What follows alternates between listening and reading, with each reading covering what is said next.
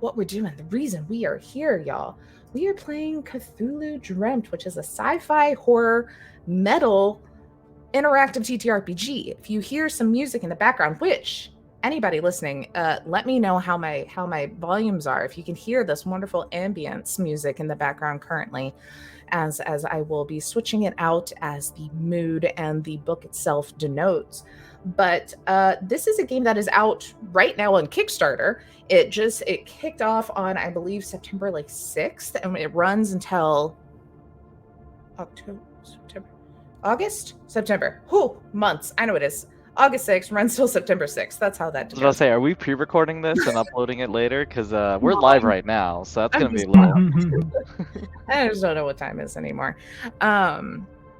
But it funded in 30 minutes, so it's gonna happen, y'all. So if you are interested in this eldritch horror scenario here, if you are interested in metal music, because with this game itself there are songs set for very particular scenes within it, but the whole book itself will have that as well. So head over to their Kickstarter to kind of learn all about that and kind of hop on that. Plus, if you go onto their Kickstarter or our YouTube, you will see the wonderful David of High Shelf did a review video and kind of goes into the rules and the settings and kind of the lore and how the project even came to be, which is a very interesting story there.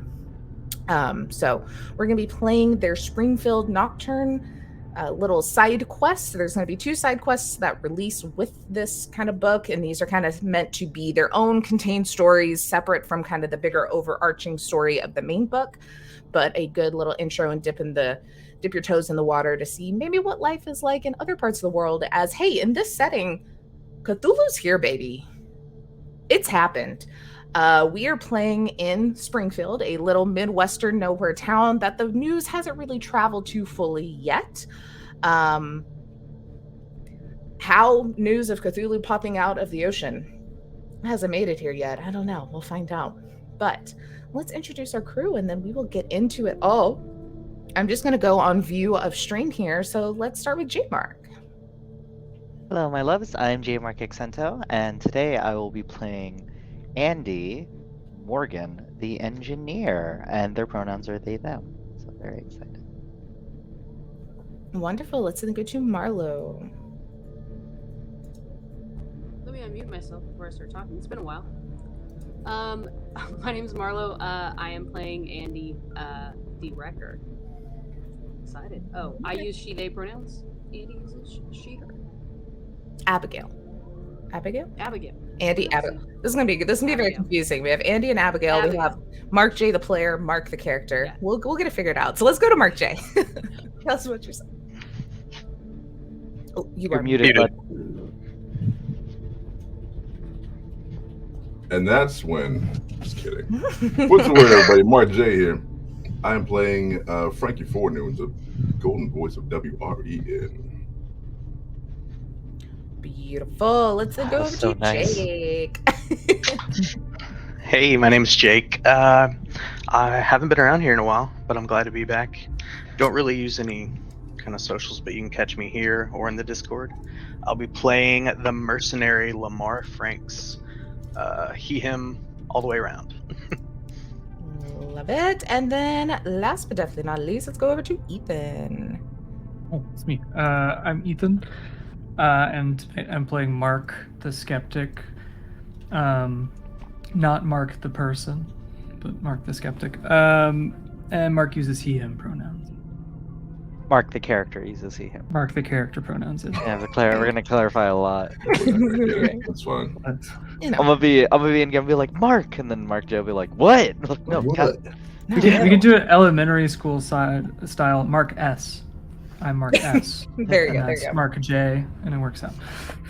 Whoever call as up someone Mark who grew J up with the name, game. yeah, someone who grew up with the name Taylor, I'm very used to that. I think there was 7 Taylors in my graduating class. Ooh, fun. Yeah. Marlo, chat saying your audio is a little bit quieter than everyone else's. Oh, I did just bump it. If you want to talk, let me see if that fixed it a bit. Bump it. Louder. How's that? Is that better? Needs to be a little louder, I think, Ted. Okay, I had to put a gain on it. Let's see if I can do it even more. Throw some juice on it. I can also turn it up on my mic too. Oh, you just have a tool for that, yeah. Just turn a knob, twist it. Yeah, Bop let it. me bop Pull bop it. you up Look at here. Twist it, Look at pull that it, verse. lick it, With these verse. Don't lick I don't it. remember It's that not, this, one. it's not that kind of stream. It's not that kind of stream. therapize it. Tell it All off. right, much better. Okay, cool. I bumped it up into two different spots. I forgot that I can do it Okay. on the video side too. How does Marlo sound, chat? Am I better? Ooh, why you sound good on my end. I don't have a very good radio Could be voice. that kind of stream. I can No, get up it's there not and that. All right, much better. Awesome. Okay, hey y'all, just to kick off the fun, could everybody roll a d12 for me? How And let me dare know you. what you all get. How dare you? Stack it. Oops. Really, in front of my salad? I got an 8. Okay. 11. Okay. Also an 8. Okay. also an 11. 19. Just kidding. I Okay. got 4. Oh. She right. believed you. She believed really you. You got a good 19 D12. Oh, I forgot and it was a a D12. D12. Yeah. Confidence is Incredible key. D12. Confidence is Wow. key. Yo, the I don't Cthulhu verse is working already. We're just breaking what physics and numbers mean. Y'all, I stayed up till like 3 a.m. playing Minecraft last night like a fucking child, so my brain ain't working. Own it. You make Own me it. feel a lot better because I was with y'all on stream for an hour.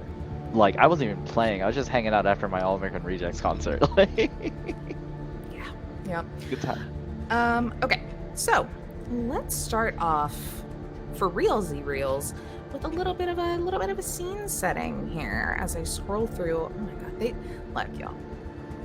If anyone is like, I don't know about like GMing, all the info modules are weird. This one, and this is like the rough draft, has so much info, is great. I have no questions.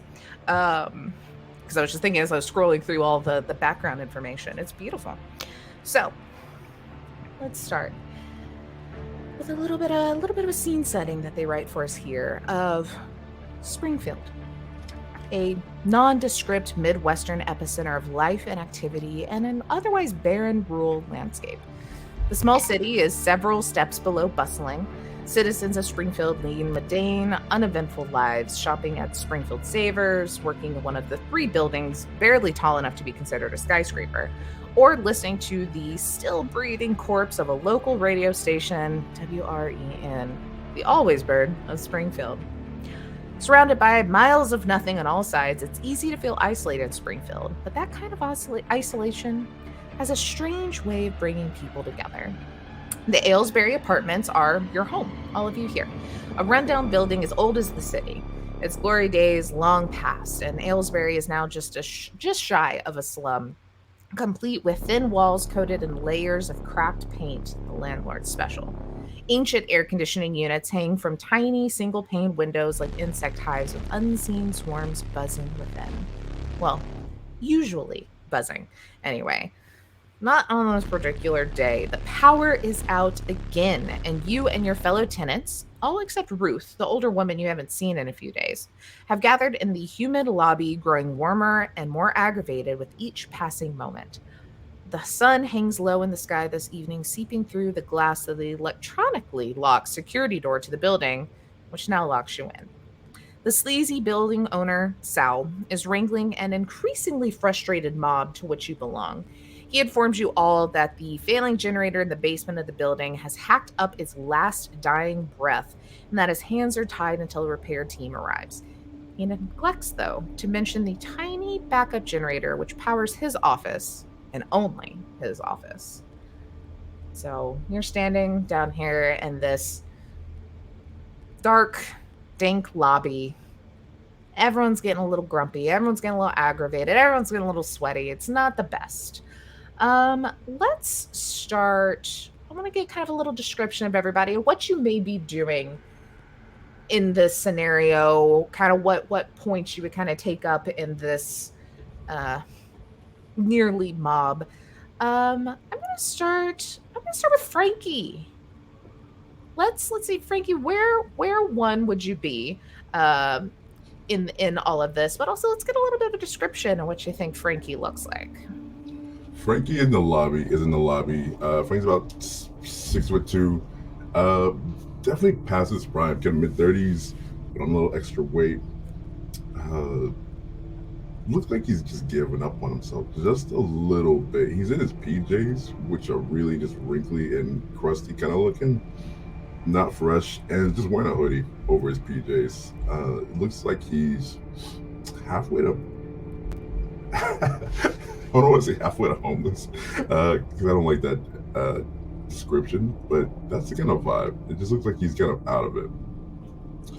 Frankie's in the middle of the room, just trying to maybe calm everybody down, trying to get everybody to like, maybe if we just work together and like think of some new ideas, maybe we can like work this out. I don't know, find a new generator or fix the generator. Or someone in this building's got to be able to know how to fix this damn thing, right?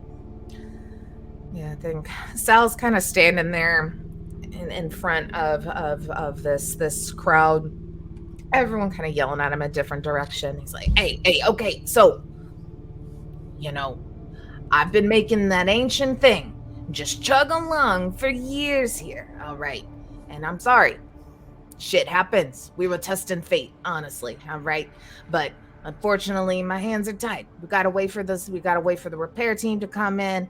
They got some doohickey to unlock the door from the outside, you know, all of that sort of nonsense. So I think maybe Frankie's got a point. Maybe we do something together to bide the time, you know?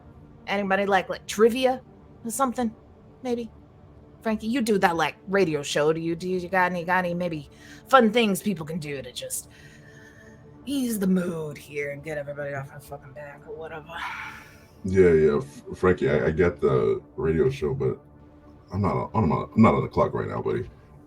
I just think that, like, I don't know, there's got to be a back door or something we can use to get out. Maybe an exit hatch, a slide. Yeah, can I for a minute? Those Abigail windows. looks up and says, "Yeah, is the building up to fire code?" Those windows that he painted over? Yeah, those. You know. Abigail, what does Abigail look like? And where are they kind of standing in this as you question them? Abigail is in the back, but that doesn't mean much because she is a large woman. She's very broad and tall, and she's just got back from the gym, already hot and sweaty, and walked into a hot and sweaty situation. She's looking forward to that shower. She was looking forward to getting in some air conditioning and relaxing. So she's mad. And she's also, as she's talking, pointing around the room and counting heads. Her mind immediately in any situation, because she is a firefighter, goes to, we're going to figure out, make sure is everyone here? Is everyone safe? What's the temperature inside? Are people looking like they're heat stroking? Like, she's counting and looking around and looks up and says, "How many tenants do you have, Sal?"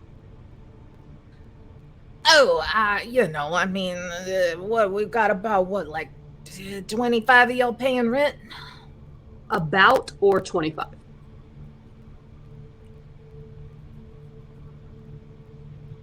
You ain't my fucking boss. What do you need to know? 20. There are not 25 people here, Sal. I mean, yeah, maybe some people out running errands before the electricity went out or something. Could have been. You never know. Honestly, I wish I would have been, so I'm not getting so much fucking flack from you people. What? You hear some clanging of like metal against like metal, because there's like probably like a pole or something nearby. You hear ding ding ding ding. Oh, come on, why can't you just come off it already, Sal? Like, just let me in the back room. You know I know what to do about it. Just let me in the back room. I'll take care of it. It'll be all good here. We'll be all fine. Just let me do it.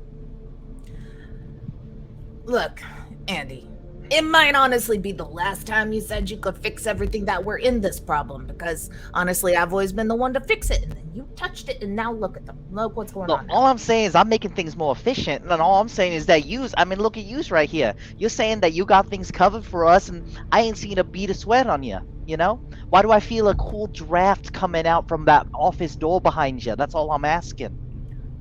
Look, y'all could have spent your own money on some fancy cooling thing for yourself too, all right?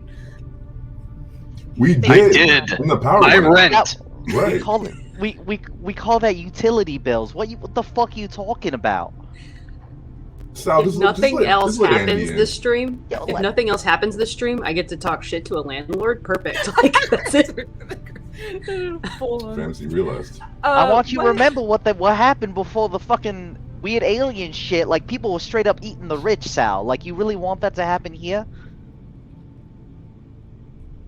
Might have read that in a book. I don't know if that's true, but I'm just saying, like, you know, let me in the back room. I'll take care of it. Also, just for description, Andy, I want to be so clear. Andy is 4'8". 4'8", pixie build, wolf cut little baddie, in exactly this, like, fucking orange overalls, and they're that scrappy anime side character who just, like, really wants to, like, get in on the adventures with everyone, but is always shoved to the side, basically. Yeah. And, like, they use their big kid voice whenever they get a chance. They're like, "Come on, like, come on, Sal, just let me get back there. I promise. I'll take care of it. It'll be cool. We'll get it fixed. Hey, I mean, it's either you let me get back there. We don't know if, like, those guys might be eating already. We don't know if they're gonna get here. So, like, you let me get in there. You know, I'll put on my little backpack. I'll be a little hero and a half shell. You know, turtle power it. Let's go do it." My God, Frankie's the only one who appreciates art these days. Shit. Listen, Andy. Andy's a genius. Just let them in, please. Sal, they know what they're doing. They've been keeping the radio afloat for God knows how long. We ain't gonna make this a bigger problem than it already is, all right? Like I said, last time you touched it, now it's not working anymore. I'm not having anyone do it until the trained professionals. What you fix stuff? Do you fix air conditioners? You HVAC repairman all of a sudden? I thought you tinkered with like the radio. Shit. I'm sorry. Do you want to keep listening to the smooth stylings of Frankie here late into the night? Because I'm the one who keeps that shit running. You think I can't just go and now tinker that he's it? off the clock? Look, I'm a mechanical engineer. You think that I went to school and was just like, I'm gonna learn how to do radio shit? Like, I know what the fuck I'm doing. You ever heard of Spider-Man? Specifically the Andrew Garfield Spider-Man? He was a mechanical engineer. Like, you know, so like. I thought he was like a pizza delivery boy. No, man, that's what he did. Like, he went to. That was movie one. He was a that was Tobey Maguire was a pizza delivery boy, but Andrew Garfield, like, he made his web shooters. Spider-Mans? Okay, you know what? I never. Oh, you'd be crazy. There were like 3 Spider-Mans. Of course, you referenced the rather word talk to Lamar Spider-Man that now. nobody knows about. Sorry. What does Lamar look like as they're in this? Lamar literally was the last one through when the door went on the fritz, and he's got his, long sleeve white shirt button up with a tie that's probably down nearly to his belly button. He's sweating and he's just tired, and he's just crinkled up an empty pack of smokes. He's dreading or kicking himself for not going and stopping by the store. And he's just dropped his briefcase, and he's actually about to start putting his shoulder through the front door to try and get out. Lamar, stop. Look, I don't need any sort of like injury lawsuit or whatever the hell on top of all of this. Okay, like, let's just all calm down. Let's just maybe go up to your rooms, have a little bit of a break. I would say open the windows, but unfortunately, sorry, Huh? You're right, that would be easier to break. You go up there. You're more than welcome to, but just know you ain't getting your deposit back, and I will charge you for any sort of repairs I got to do when you leave, okay? Why don't you just bring your coolant out here? Like, bring your AC unit. I saw what you have in there. It's a standard unit. You could just, it's not a window. It's made for just like a 10-foot by 10-foot room. I didn't think honestly it would just be a situation if we brought it out here. Okay. We could start by cycling people in there and letting them sit in there. No. No. We don't need that. We don't need that. That's fine. That's fine. Sal, So do you already want know any about minute. Sal, we already Sal. know about your unique pornography taste. Like, you don't gotta be ashamed of it. We get it. We ain't kink shaming. We just want to get out of this heat. Let me level with you here, Sal. You know where I work, right? You know what I do, right? No, not a clue. I can have the fire marshal down here in about 5 minutes, Sal. I'm quite sure the fire marshal's going to have a problem with all of our windows being painted and nailed shut or whatever. And then, what's this? We can't even get out of the building? What if a fire starts? Yeah, I'm not too worried about it. He owes me a deal, and we do share an aunt. Oh, come on. Seriously? You know everybody, Sal. Jesus Christ. Abigail, you got the tools, right? Can't you just use your muscles and get in there? Get in where? Get the door off? Yeah. Don't you have like a tool, a big You have like an hammer axe? thing? Break the Yeah, security an door. axe, That's yeah. more expensive than literally No. anything in here. If I let you A go hose? tinker with You the have a hose? goddamn generator, Not would on that me. make you happy? Yeah. Wait, hold on. Say the words again. I said, don't break the fucking door. It's the most expensive thing in here. If I let you go tinker with the fucking generator, will that make you happy? I don't think there's anything we're gonna have done here. Andy is like salivating, and there's like, if this was in animated, they'd have like stars for her pupils, and there's like, yeah, let me in there. Y'all go fuck with the generator. He'll be, looking at you guys. I'll just break this door. I'm saying it right in front of him. Oh, jeez, Louise, this is ridiculous. This is a fucking mess. Hey, Mark, you doing okay over there? You've been pretty quiet. Yeah. Mark is definitely looking like very disheveled, very overstimulated. Probably had a few too many cups of coffee today, and has just been kind of like sitting with like arms crossed, just like shaking a leg on the stairs the whole time, just kind of like not really wanting to get too into the thick of it.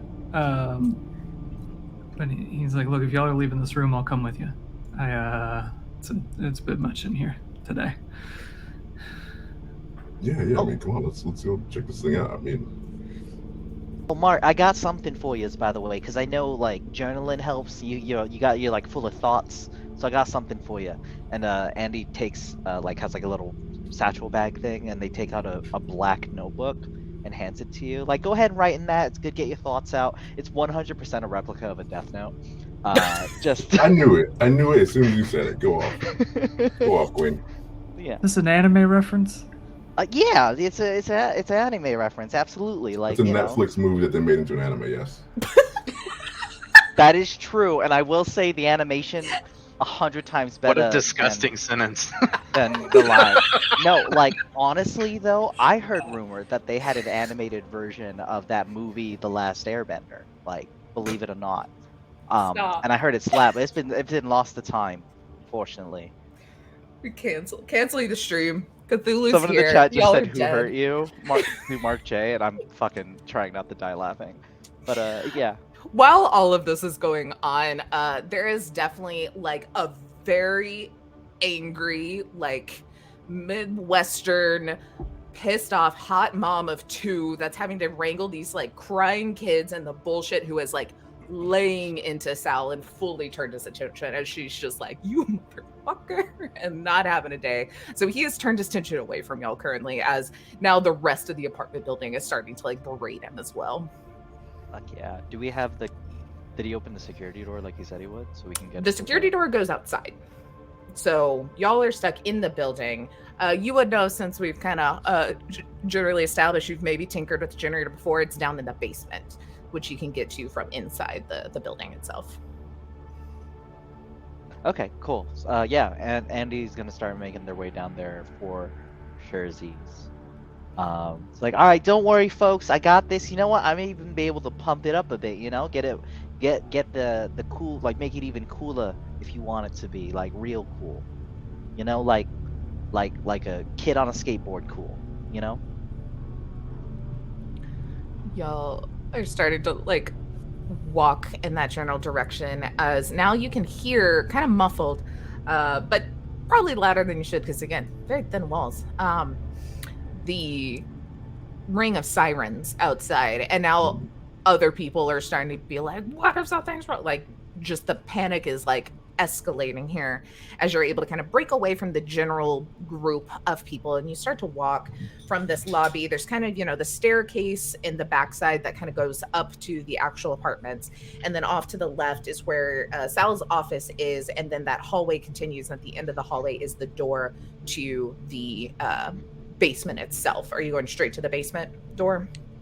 Can I ask this? So, what the ambulance, the sound, the siren sounds? Is it sounding like a lot of sirens? Is it sounding like this is maybe a problem? Like there's something going on? It's. I feel like you probably heard a couple previously that just seems like normal. A police is chasing someone on the road, like just a general traffic stop, or you're able to explain it away.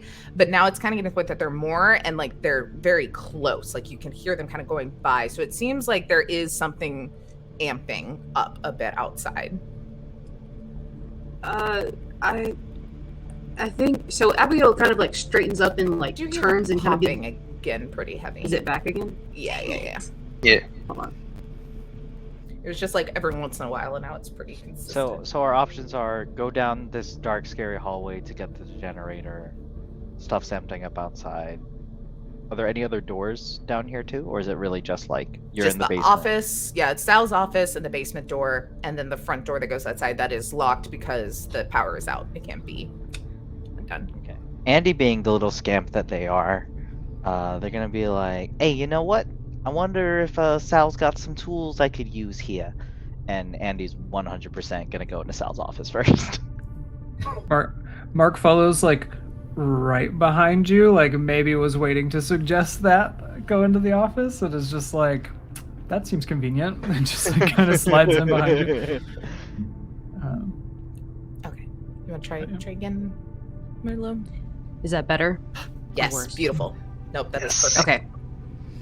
So Abigail is like stopped and hearing these sirens, and her eyes are like squinting, like she's listening.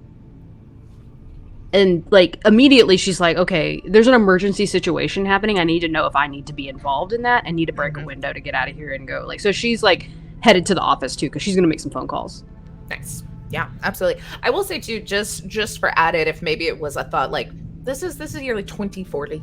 We're in like kind of a little bit of a future. We still have technology. It's still more along the lines, especially in the Midwest, it's going to be a little like delayed. So we're still probably akin to what we have now. I will say at this point too, if you do hear the sirens and you're interested, before kind of walking off, you will check your cell phone. 0 service. Oh, okay. But hey, he might have a landline. Yeah. All of my plans were around my cell phone. And that's odd. I mean, like, it's spotty, like middle of nowhere service usually, but at least you've got your like West Central wireless that works just for your town. Not even cutting it currently. As they go into his office, I'm gonna trail behind a little bit and then just stand outside and just keep watch. Perfect. Is your character one who just assumes that there's gonna be trouble in this apartment building that we all live in? Or are you keeping watch to make sure Sal doesn't see us breaking into his office? To make sure that Sal doesn't see it. Yeah. Okay, I wasn't sure if it was like a little bit of both, actually. A little bit of both. Yeah. Oh, I just saw the mercenary. Yeah, that makes sense. A little bit. Is Frankie going in the office as well with? Yeah. Okay, so we got 4 in the office, and then Lamar is kind of hanging out on the outside, making sure that like all is fine, all is good. Frankie and I are like the Ninja Turtles, Yeah, we've been doing B&Es since we were kids, low key. Love it. All right, so y'all are able to open up the office. Sal, I guess, didn't assume anyone would come over here. I don't know. It's unlocked. Wild. And immediately the smell hits you of just like thick cigarette smoke that has been like soaking into these walls for probably the last 30 years, and just like a very pungent body odor. And when I say body odor, I'm not talking like BO. Something smells rank and organic. And you kind of look around and you see it's a pretty small office. The lights are on in here. The air conditioner's kind of going in the corner. It seems like there is some sort of power being sent to this office that has a desk there, a very old ancient computer. Like, I'm going to say probably just like a good boxy old Macintosh that somehow is still like running the only thing that he does, which is probably falsify financial records because fuck taxes. He seems like that kind of guy, you know? You can see that there are several disorganized stacks of papers. Who went in? I think Andy went in first, right? 100%. Andy, you walk in, kind of look Mark around. right behind me. Perfect. Yeah. So Andy, I'll say, yeah, probably since you're kind of keeping close. Notice at the same time, behind the desk, you're kind of standing at this door, the desk, and then the chair kind of sits with its back against the wall so that when you come in, he would be like looking at the door if he was sitting there. Behind the desk, behind the chair, on the floor, you see a pair of feet, like laying on the ground. Oh, Pulls okay. his, Like video camera out. the feet is And is like the feet Outlast. is attached to something. Yeah, not a severed okay. foot. Like Sorry. someone's laying there, and you just see Thank their you. feet. My brain was just thinking like, there's just 2 severed feet there. It's like, oh, okay, we're just jumping right in. Mark is Andy essentially playing Outlast right now and has the video camera out, just trying to catch anything on there for like evidence or whatever. Yeah. Andy was like, all right, and then like falls silent and like turns, goes, shh. I think there's someone here. I think his love is sleeping on the floor back there. You see that? And Andy's gonna Smell that? slowly creep over. I mean, I don't know. Maybe this is like post love making Musk. I don't want to judge, but like, let's see what's happening here. What? and- That's not that. That's not that. No. Abigail's been in a lot of scenes. Abigail of knows things. the smell. She's coming around and like, sorry, pardon me, excuse me, like massive woman trying to slide past Andy, and just trying to Sure. Andy's incredibly asexual and has no context for that, so that's why he's like, I don't know, maybe they love making. I don't know. Andy, Abigail, you kind of scoot around. You, like I said, you have smelled the smell before, and it's not good. As you come around and you see laying on the ground, no obvious signs of trauma, Ruth, your neighbor that lives on the ground floor that's been missing for a couple of weeks. She's older, right? She's an elderly woman. She's older, elderly woman. The popping's back again. I don't know what keeps hitting me. Is it back? Is it? Yeah. Are you hearing it now? Yeah. Yeah. It's being a pain. But you see her laying there, very clearly dead, very clearly been dead a bit, but for being missing for a couple of weeks, no signs of like obvious like decay or anything, like she's been sitting there, but the smell insinuates it's been a hot minute. As then y'all can all kind of follow this eye and see it. What was the woman's name? Her name was Ruth. Let's see, she has a last name that I need to find. I think it's like Padillo, but I don't. It's what's going to be now. Patrio. There we go. I was so close. Ruth Patrio. Ruth Petrillo. Oh, hell, is that Granny Ruth? Oh, shit. Andy's like putting on appearances right now. It's like, oh, you hate to see it happen. And like inside, they're just screaming. Like, oh my They're god. like, oh, you hate to see it. Inside, it's just, Mark's gonna like, why if people are like heading towards Ruth, I feel like Abigail's probably at least heading that way to check on her. Mark's gonna try to get onto the computer and just start digging through files and trying to figure out anything, because Mark's in like something. This is too much. Something's Something's weird. Sounds goofy. Yeah. Thinking about the whiteboard in his apartment with all the like strings attached to each other and stuff, and just like, why didn't I put that thing on a computer? Like, Right. why isn't it digital in 2040? Why did I not? What's happening? Yeah. So let's go and do our first roll. So it's just going to be for this game. It's very simple. It's just a D12. Roll, you take the straight number, then we can have some fun to use attribute points and stuff to bump it up if you want. This is a easy test, so we just need to beat a 5. Okay, I have an ability called Question Everything. So it's whenever I roll to see through deception or an illusion, I can reduce the target number by 1. Does that count here? Because I'm trying to maybe piece through some like falsehoods. And I can say deception. Yeah. There's a little bit of deception going on because Sal clearly hasn't mentioned this to anybody. So like, what is the deal? No wonder why I didn't want to sit in there. Andy got a 10. Okay. And our abilities is we only use them if we want to add to our roll, right? Correct. Yeah, they are basically a pool of points that you can use to bump up things when you would like. I got a 6. Okay, perfect. So for Mark kind of looking through this computer,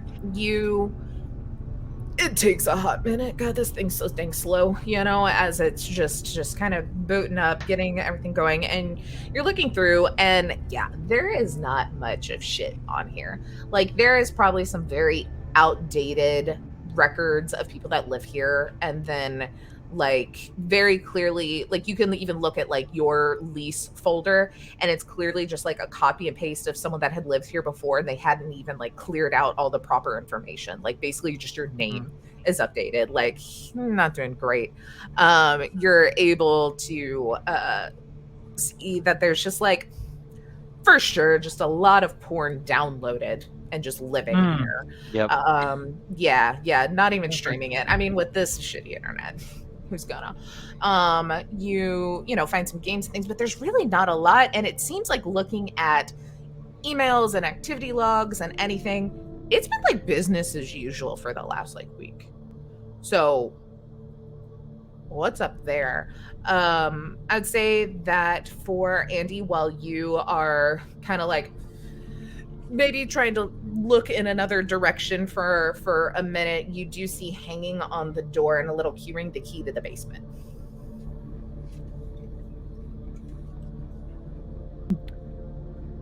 But that's about what's popping in here currently.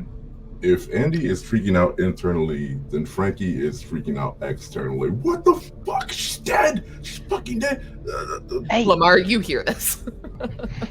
I lean in, just kind of wince, and I walk back down the hall towards our landlord. We gotta go get some help. Abigail, is there something you can do? Can you do a thing? She's gone. I can't. I could resuscitate her if she was near, but she's stinking already. Hey, she already smells. Hey, yeah. Frankie, you know, she was like 1,000 years old. Like she could have just come in here to complain to Sal about the heat and then collapse down here. Like maybe Sal don't even know about it. I don't think she was probably standing by the window though. She was moved here. There's no way. Mark, shut the fuck up. I'm trying to doing a thing. Hey, listen. There's some shit going on here. Yeah, there's some shit going on here. We gotta go fix the air conditioning. Like, we gotta do that. That's right. Frankie, come on, bud. Let's go get this taken care of. We'll let everyone else take. I'm like patting Frankie on the back as I'm guiding him out of the room. You're right. There's no way she fell like this. I mean, she looked like she. I don't know what to do. We can't get out of here. So if we call for help, we can't get any help. Well, let's.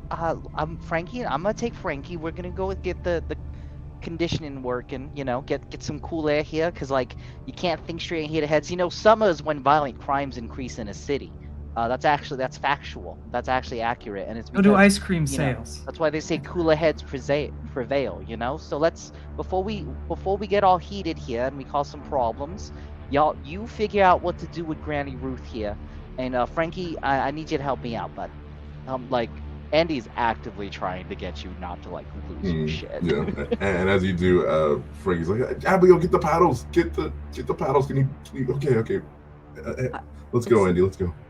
She's gonna reach over and grab the phone and pick it up and put it to her ear to see if there's a dial tone. Also, is the clicking better?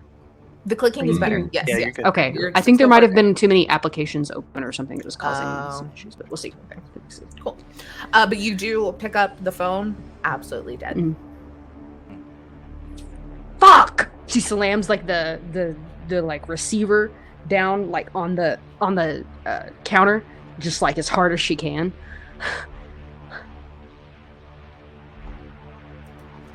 Better. And while y'all are all in there, Lamar's has gotten back to Sal. Sal's still getting chewed out Yeah. by this woman. Yeah. He's gonna say, "Excuse me, ma'am, one moment," and he's gonna grab Sal's shoulders and face him. You're right, the What are you AC touching? is working in your office, but it smells a Good. little off. Yeah, you know, it's real gross. I'm probably. How about we walk? Should I just? Okay. All right. And I firmly walk him down the hall. Starts walking. What are the you have the key to the basement. Are Andy and Frankie like busting it trying to get the generator going? Yeah. Okay. Where while Lamar's coming back with Sal, where is Abigail and Mark going? Sticking think with the body while- or Yeah, while they're alone, Abigail like turns to Mark and's like, "You're onto something. This doesn't look right. I mean, I've seen crime scenes before. Not an investigator, but this is not something happened, right? I mean, I mean, I'm not an investigator or anything either. I just, it's just it seems a little fishy. It does. right? You think Sal killed her? Why would Sal kill her? Your guess is as good as mine. Look, I don't know. I feel like I need to maybe get some more footage. So I'm gonna head to the basement. She's not going anywhere, I guess, right? And the computer, there's nothing on it. So I don't really know what to do. Huh? I got this. That could help. I could upload it somewhere. Yeah. That's Go to the evidence. basement with that. Don't let Sal see you with it. This is our evidence. Right. Yeah. And he's gonna tuck it into his bathroom. Great. I love that he's in a bathroom. Down the hall as you're doing that, you just hear a voice echoing. When there's trouble, you know who to call. Teen Titans. There we go. Yep, from their tower they can't see it all. Teen Titans. Yeah. When there's evil on the attack. Now in Japanese. Once upon a time, I did know how to sing in Japanese. I do not know anymore.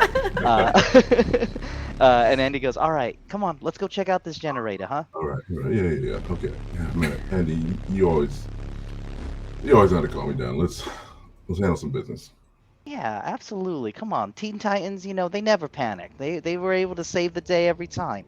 All right, so we'll get this figured out. We'll let them figure it out. They seemed weirdly comfortable that there was a dead person there. Like they went straight into action. And we don't gotta do it. We fix things and we say dope shit on radio waves. That's Damn right. that's our gig. That's our place. Do you think this is I don't know. You think this is some kind of crazy mystery going on? This is weird, right? You think this is the big squid thing? Big squid with the razor? No. I mean, I'll tell you right now. If I've learned anything, odds are, it's a white man in a rubber mask. So we'll figure it out. We'll figure it out. I'm just saying. Let's get this shit done. Am I in? Are we in the room now? Yeah. You made your way down. Can I do my thing? Yes, absolutely. You made your way down to the generator. I'd say it's pretty. You've been in this area. It's a pretty unremarkable basement. It's just a basement. It is pitch black, so it is a little hard to kind of look around. But you've got some phones and stuff. You can just pop on a little flashlight and kind of go about. It smells, just that damp and dank, and there's the unsettling kind of like pinging of pipes and stuff around that comes pretty general down here. I will say this is going to be challenging. So we're gonna put this at a 10 to try and get this up and going. Cool. I Then you can use subtract that points. by 2 Nice. All as an right. engineer. Yeah, so that's going to be an 8. All right.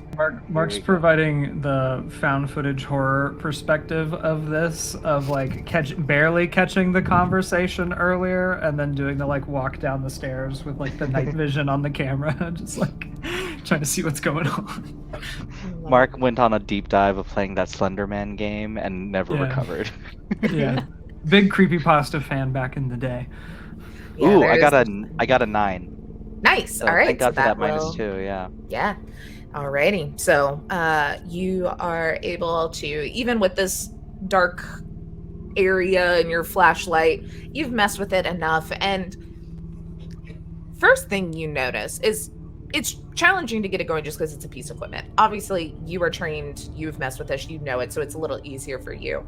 But it's very clearly, especially for someone that knows how to fix this, which Sal has done many times, it's not really broken.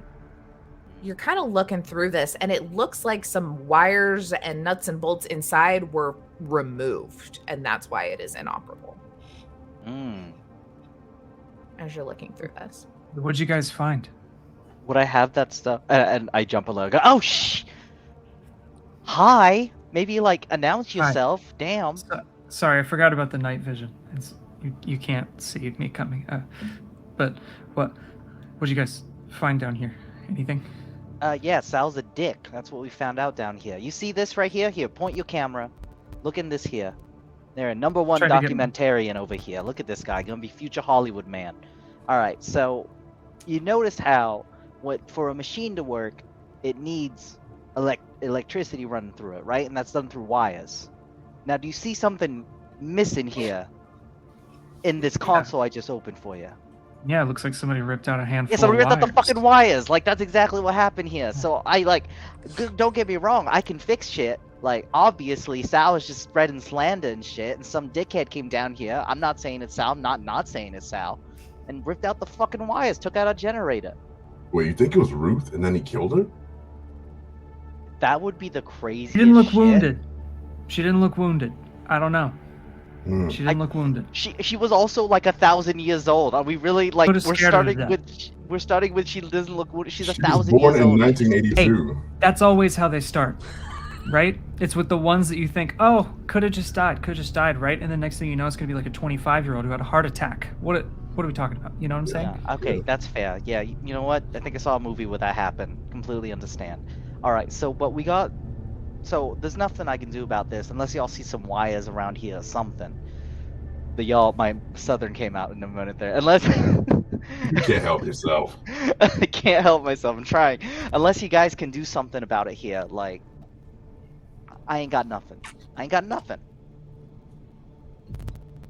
Can I sing it back together? Like, will that help? I mean, No, you probably. can fully fix it. Like I'm just I saying can. you've noticed that was what was wrong, which is Oh, where it okay, wasn't yeah. like it just broke by natural means, you know. Got you. Hold on, let me Yeah, just yeah. press the rewind button. Everything is that nothing to do. Yeah, so this is fucking bullshit. But luckily, I'm a goddamn genius, and also I got this doohickey here. And they reach in their like saddlebag and they pull out like magically wires. It's like the thing is I like collecting. Like you remember Frankie mentioned the BNEs. Like I still do that sometimes. You know, some of these old houses tear out some shit. I can fix it up, but I'm gonna be You've real. got a Unless closet full of copper pieces. Yeah, 100%. I was very influenced by Fallout. So yeah, collect what you gotta collect, you know. Andy's that person who plays Skyrim and picks up every item, and then it's That's just me. over encumbered the Never know. entire time. It's like I don't know why I need 20 bowls, but you never know. Look at that cheese. What if you have 20 friends that you need to make soup for? Yeah, I need an There you inventory go. completely of cheese rounds and nothing else. Yeah, Andy does some shit and goes, "Oh, Frankie, hold the light up there. Yeah, You know, you got it. Thank you. Right here, good." And I'm just kidding. Nah, it's fine. I'm wearing rubber gloves. That was a joke. That was a little joke. All right, I think we good. Let me do this. Presses a button. Nothing happens. Press Alright. again, nothing happens. Ah, shit. Magic touch. Takes out a wrench. Boom. It's that mini game where you have to pull the thing right in the middle of the bar, and you just keep missing for a second. Yeah, this game, Um, the Cthulhu Dreamt game actually has built-in quick time events. Yeah. Taylor's gonna say some shit, then I have to go. Okay. Okay. I'm imagining Andy Samberg from Hot Rod hitting the engine. Yeah. 100%. Alright, so y'all are able to kind of get that going. Boom. The like one singular bulb that is in this entire basement like flickers on above you. But while all of that has been happening, let's go back up to Sal's office, where Abigail, you're now, Mark has just kind of walked out to follow this repair mission, and you're kind of standing there in this office looking around. Nothing really, I mean, everything seems out of place because it's a fucking mess, but you know, from whatever kind of knowledge you have, like, it doesn't look like there was any sort of struggle. There's not anything really wild going on. You're kind of looking around, you're looking over at Abigail, or you're Abigail, looking over at Ruth. And like I said, I mean, very clearly been dead for a hot minute. If she was just recently moved here, interesting. But the fact that it seems like Sal's been operating business as usual every single day, possibly with her feet, that's a little interesting there. While you are kind of looking around and looking, though, for like just a second, I think you catch maybe out of the corner of your eye as you're hearing Sal and Lamar coming up. You kind of like look over as you feel like you've seen Ruth move. Not a lot, but just kind of like a head nod or like a slight breathing, like just a very small kind of movement. Nope. And then you look back, completely still. You kind of keep looking. You don't see her move. Miss Ruth, are you okay? And Abigail, being the first responder she is, thinks maybe she's misread the situation. Maybe this lady just has a funk, or maybe she's got some old meat in her pocket or something. Leans down and like crouches down next to her face and puts her like, does like the thing where they put your like the hand near the mouth to see if there's any breath at all, and like other hand on her wrist trying to feel for a pulse, or neck probably. That's probably a more medical way to do it, be neck. Yeah. So like hand trying to feel is there a breath or a pulse or something, like start like wishing she had gloves but doesn't. So yeah, you do. And again, you can hear kind of Sal coming like, Lamar, what are you doing? If I don't stay out there, they're gonna start a goddamn like riot. As it's coming closer and closer of them coming towards, and you don't feel any sort of breathing. You're kind of feeling the pulse for a pulse, and don't feel anything until they kind of like come up to the door, and you're, you know, kind of about to move, like you're okay, maybe I just like misthought, and you go to kind of move your finger, and you think you feel something, and you look, nothing. Might have been like a trick of the brain, as you're feeling again, no pulse, nothing. As Lamar, you're kind of walking up towards the door, and I think you can see kind of just like the Abigail, like, you know, we've said is very tall, probably still just like the head of her as she's kind of like crouched over Ruth. And Sal's like, all right, oh god damn it, you're letting all the cold air out of here. What the fuck are you doing behind my desk? What's going on? Good God.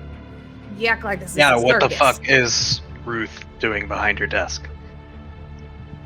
Ruth? That's why I brought you here. What are you talking about? I just pull him over. Oh, Jesus. Is she asleep? Is she? No, that don't look asleep. That's not asleep. Huh? That's not asleep, huh? Oh, God. Who else has access to this room? So apparently all you yahoos, jeez Louise, don't even, like, ask for permission, but, you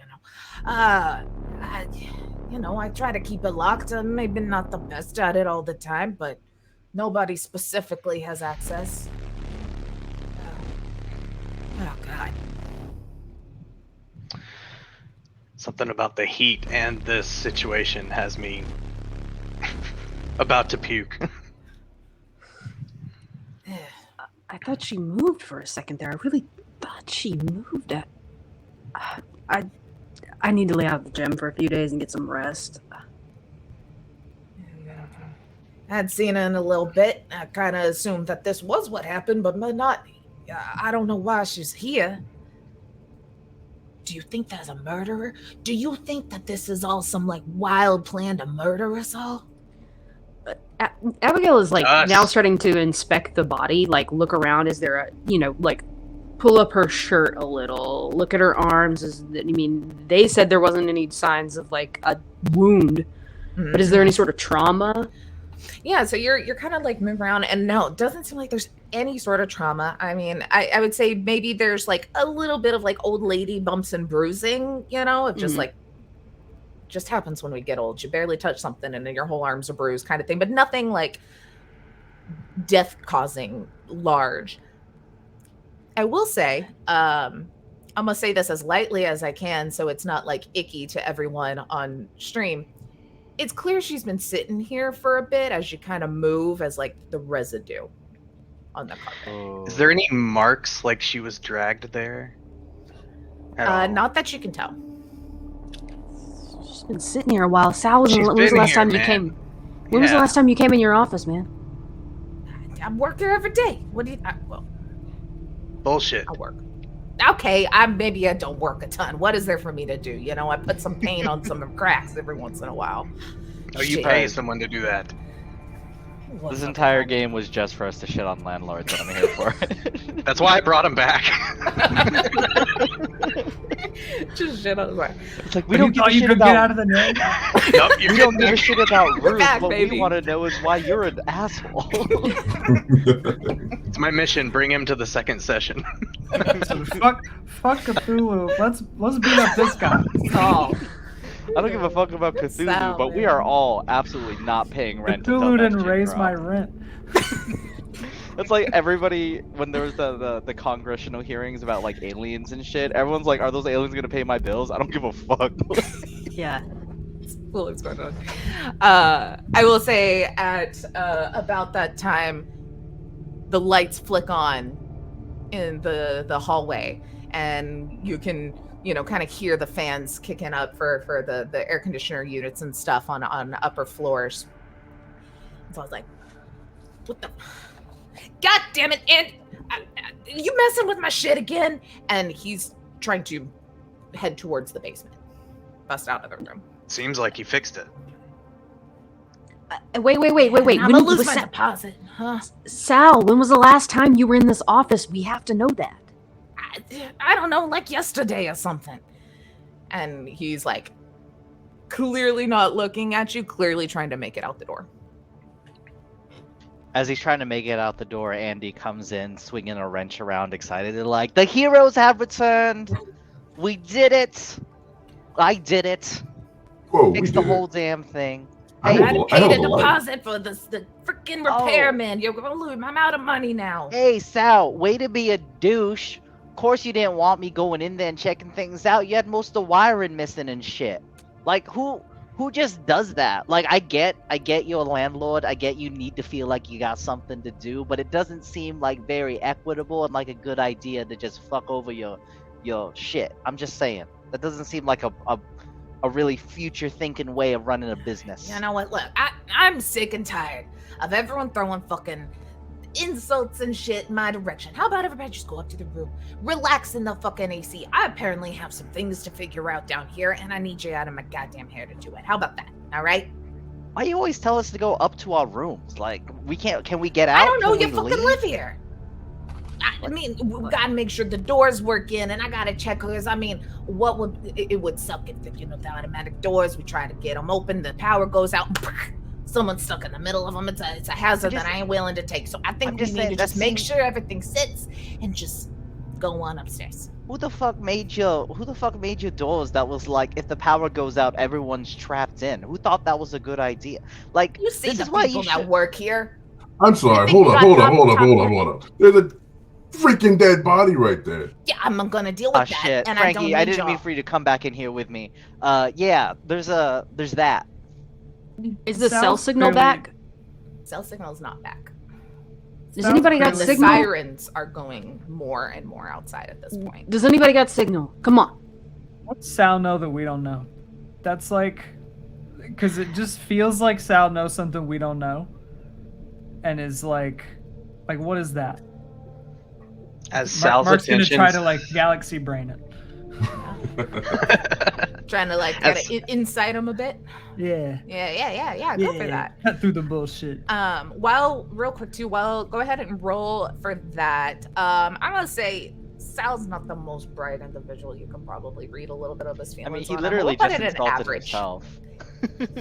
He's like, you know the people who work here, and then pointed at himself. Like, he's It's like, aware look, of his incompetence. I know everybody here. We all pieces of shit. All right, we don't have the big schooling.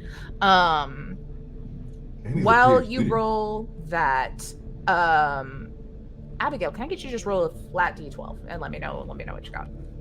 What's the target number? 10. 10, perfect. We'll put it at an 8. Okay. Right, we're pretty I got- average. A 7. Does my -1 to the target number count here? Because I'm trying to. Yeah, that would make it a 7. So then Cool. you So were it'll you're right on meet. the money. All right, so you have met it. For anybody looking to play this, so very general kind of difficulty levels. This is similar to games like Blade or like Forged in the Dark or Pirate Apocalypse, where you have like degrees of success. For that, but with something like this where there wasn't like too much going on. Let's see. So you're equal. So you have a success with a complication is kind of your equal here. And you are kind of looking at Sal, who, even though it is noticeably cooler in this room with the AC, is sweating a little bit and has like the little wild eyes kind of looking around and like trying to kind of, it seems like almost parse out where the best plan of exit is, and is getting a little erratic with kind of his like get out. So like, while I don't know, the body doesn't seem to be a surprise. Yeah. I think Mark. Fixing the things and the accusations doesn't seem to be a surprise. He seems to try to be keeping you away from leaving the building. Yeah, I think Mark is just gonna be like, Sal, what the fuck are you hiding? I know those eyes. I've got those eyes. You're freaking the fuck out right now. What are you hiding? What the fuck are you talking about? I'm not hiding shit. I'm just dealing with a lot. This is a lot more than I've had to deal with in a long time. So I'm gonna need you to move.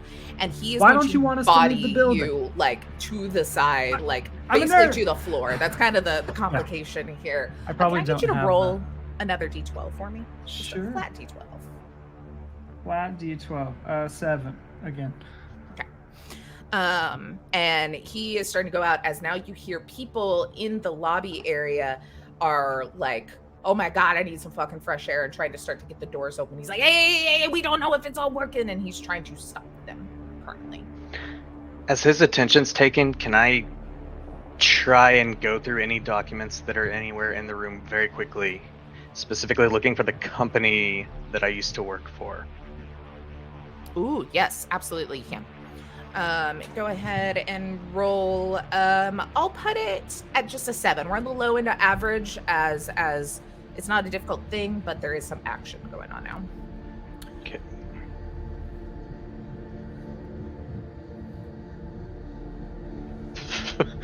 Critical fail.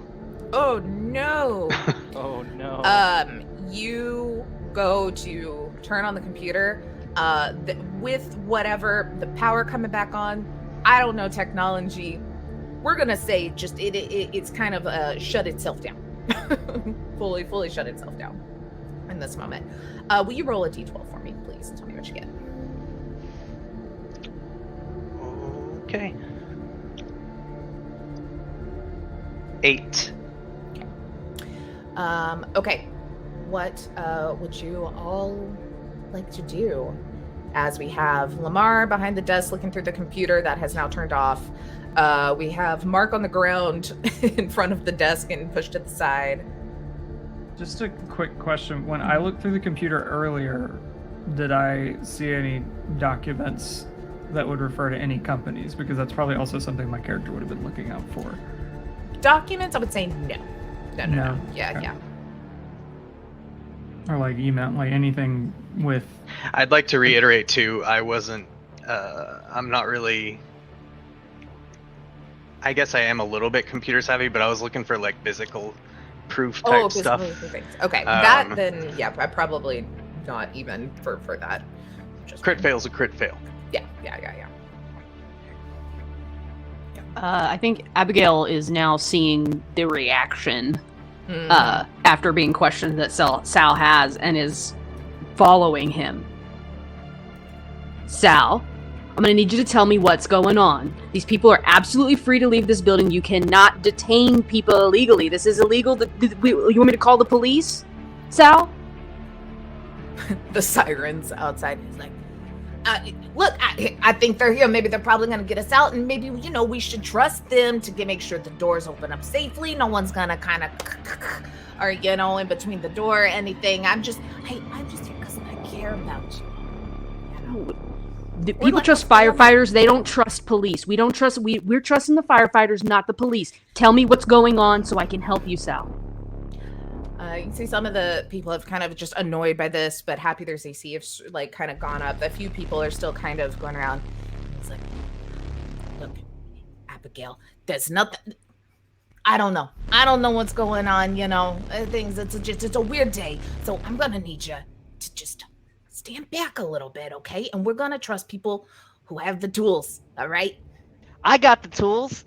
Andy has an ability called breaking and entering. Cunning points spent on bypassing a mechanical obstacle, like a locked door, are counted as double. Okay. And additionally, I leave little to no trace of my tampering.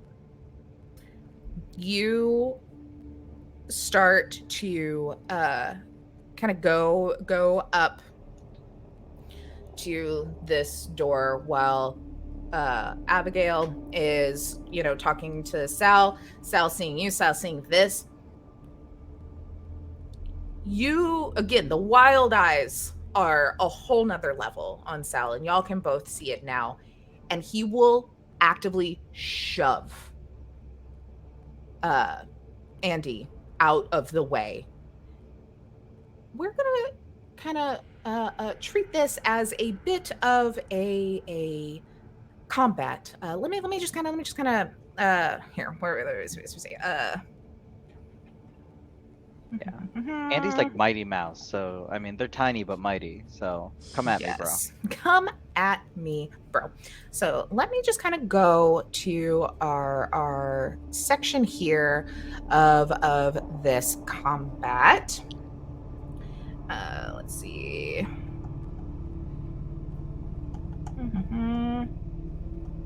Make sure that I don't miss anything that is here. And actually find his character sheet itself. Is it at the bottom? No. Is it at the top? Yes. So what is, I guess, while we hear this little kind of confrontation starting and some actual, I would assume Frankie kind of followed with as well. When would they join, or where are Mark and Lamar currently after kind of getting shoved and looking through the room? Mark would get up and be like, what the hell's up with that guy? But then would look at Lamar and say, oh, hey, I saw you digging for smokes earlier, and would pull out one of those little it's probably like a bright pink disposable vape pod thing. Mm-hmm. It's cotton candy in case you need a fix. The cigarettes, not enough nicotine per puff, you know what I'm saying? You gotta stay awake, gotta stay alert. It'll do. I appreciate that. Mark hasn't slept in years. Yeah. No. Can't say I've tried this flavor. All right. I had churro, but I ran out. It's hard to find. He hits it and holds it until and breathes out, and there's just nothing. He holds it in so long that dissipates. You know what? You keep that one. I got 3 more in here. Appreciate Alrighty. that. So, yeah, you kind of walk out and see this happening as he absolutely just like shoves Andy, but is like full on like decking in the process. Like this is some wild last ditch attempt to keep y'all from going out this door. Is very much how this all feels. Real quick, let me just I just dropped the D12 and I picked it back up, but I should have kept it because that was a 12. But I'm not going to do that. So let me make sure I read this. So making an attack. Each enemy fight will have a target number set by the facilitator. When you do the attack, when you make an attack against an enemy, you must make a roll against a target number. After you've made your roll, add your combat proficiency from the weapon you're using. If you have any proficiency with it, you may also spend any number of attribute points to increase your roll. But what do I roll to attack y'all? Do y'all have any sort of like target number? We roll defense. You roll defense? Okay, perfect. I cannot remember what it is. So, Andy, you are getting swung at here. We will do conflict or what's it when you both roll? I don't remember. Competing rolls? Competing. Thank you. I was like, conflicting is not the word. So you roll a d12 for me. I would say he got a 5. Okay. Do I add anything to the roll? Only if you would like to succeed. You can, if you're like rolled too low, you can add things there. I believe still plays into this. Cool. Yeah, I'm gonna add strong. Okay. So I also got a 5 because I think that'd be narratively interesting. Okay. So make sure you click off that Yep. strong. So yeah, that way it is gone for this general thing here. So I'll say there is no damage that necessarily happens, but they do kind of stagger you a bit, and you can see that there is just this wildness in their eyes. We're gonna kind of count that as like a bit of a surprise attack. So how the actual kind of initiative works here is what everybody tell me what your points are in agile, like your 1. current points if you've used it. Okay. 2. Okay. Also 2. Okay, so that's 5. Is that the max? Correct. Ironically, if you haven't our used most any, yes. physically capable 2, person then dropped that's out of fine. the call.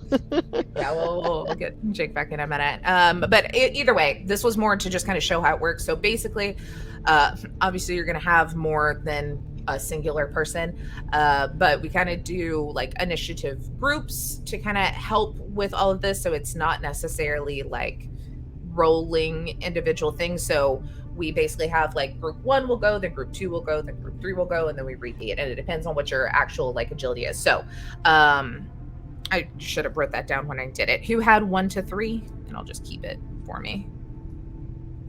All right, so we got Abigail. Everybody, I think. Oh, wow. Okay, perfect. And Frankie. And then we'll put Lamar down here as well. So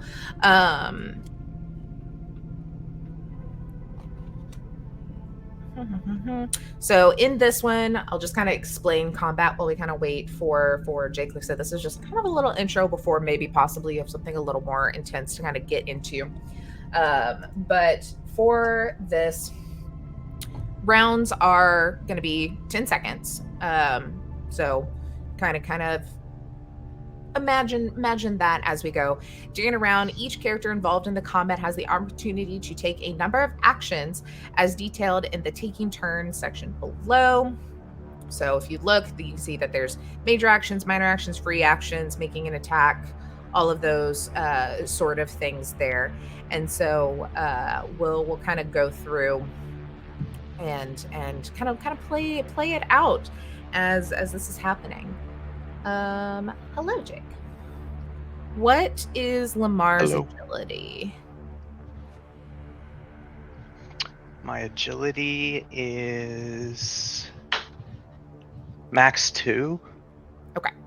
So we are all able to kind of play within the kind of same round. Makes it a little easier, so that way if someone we'll play it a little freeform, like I said, again similar to kind of Forge or Power of the Apocalypse on who wants to go at any point in time, since y'all are all in the same group. It's not like there's anyone who quite literally gets the jump on you, but everyone has kind of watched as Andy has gotten pushed off to the side and kind of knocked off as Sal is just kind of standing in front of the door trying to stop anyone from actively opening it. Who would like to act first in this scenario? I have Andy. Oh, do you have a thing? Yeah, I have an ability called Teamwork. So it's when determining initiative, you can change the initiative group order, or the initial group of a number of allies equal to half of your tenacious, which is 3. So it rounds up to 2. So I'm not exactly sure what that means, but it sounds like I can change the initiative group of a number of 2 allies. Cool. So yeah, you could basically ensure that 2 of y'all get to go before Sal or anyone else can. Okay. Because Sal is also going to be in that lower group with y'all. I'm gonna. This is not me and Andy's first fight. Yeah. So I'm gonna. Andy's ready. We're gonna bump up an initiative group or whatever. Yeah. All right. Like if we had time, we would 100% do a fusion dance right before we start scrapping. Like we might be boom. we might be about to. Yeah. So my combat abilities are essentially assist, and so yeah, I've been your I've been your backup in a lot of scraps, let's say. So as an action, I'm going to assist and use a bunch of points to assist Andy in doing things and fighting, I guess. Okay. Andy, what's your fighting? What's your fighting? Yo, what's your move? Andy's strength is 4. Oh damn! We take a moment to appreciate that probably the reason why we've won so many fights is people assume your character is the one who's like the scrappy one, and they underestimate me, and I just fuck them up. And I'm the one talking mad shit. Oh, 100%, yeah. So with the assist ally, you get to choose however many attribute points you would like to give them. If Andy doesn't need them, doesn't use them, they're still gone. So how many would you like to give them? And you're going to mark them into nothing. So for my attribute, for my little thing I got here, so it's positive feedback. When you take the assist action, you can spend an additional number of attribute points equal to your communicator TV. So I have 2 extra points, I think. Okay. So if you would like, you can, because normally it's just you give 1. But since you have that, do you want to give just 1? Do you want to go ahead and give 3? Again, that means those points are gone. They're going to be gone from your pool, which is going to make it difficult further down the road, but could not sell out flat right now.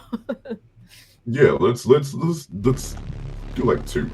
I want to not sell out flat right now. Let's do this out. We're not going to beat Cthulhu. We're not going to punch out Cthulhu, I bet. But Sal, yo, what a fucking twist, though. Yeah. I just drain all my points and you power up. Yeah. Oh yeah, 100%. It's like the way our assist works is like I'm getting ready to scrap, and then Frankie just puts his hands up like a spirit bomb, and I'm like, "Give me your energy," like it's totally gonna be a thing.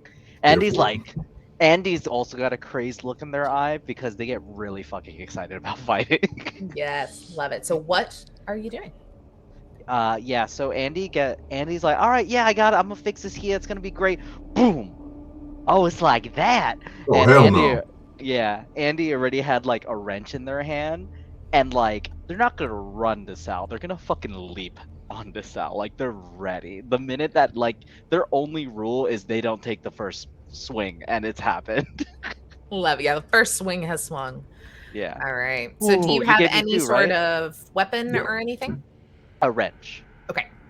Yeah, but I don't. Well, it's not in my gear, but I have like a multi-tool and a repair kit, so like I figure a wrench is in my shit, you know what I mean? Yeah. But it doesn't have any stats, so I don't know if you want to give me something to add, but I did roll a 10, and with the assist, that goes up to a 12 anyway. So. Okay, nice. So yeah, that definitely booms it up to a very good success, as we don't have to, or I don't have to roll. He has a set target number, and that has wiped it. So yeah, so how this kind of goes, let me see. Oh, why is my thing still beeping? As they're jumping, Andy goes, "Yippee-ki-yay, motherfucker!" Yes. I love it. Oh, So no. that's, I'm gonna say, is going to impact obviously their physical limit there, because in this game you kind of do the stress with the physical, stress with the mental. There's different limits there. Once it kind of meets that cap, it kind of goes into wounds. Granted, it's an NPC. You kind of just got to get up to their physical, and they're kind of knocked out of this general scenario. So we will go ahead and say, even though we'll put it to the same as like a punch, and a punch can do like 2 physical stress on a hit if someone's got like the oomph behind them, which you have the oomph and you have a wrench. So we'll go ahead and impact that like that, especially since you rolled so dang high. Oops, Okay. that's not how that works. I can math, y'all. Okay.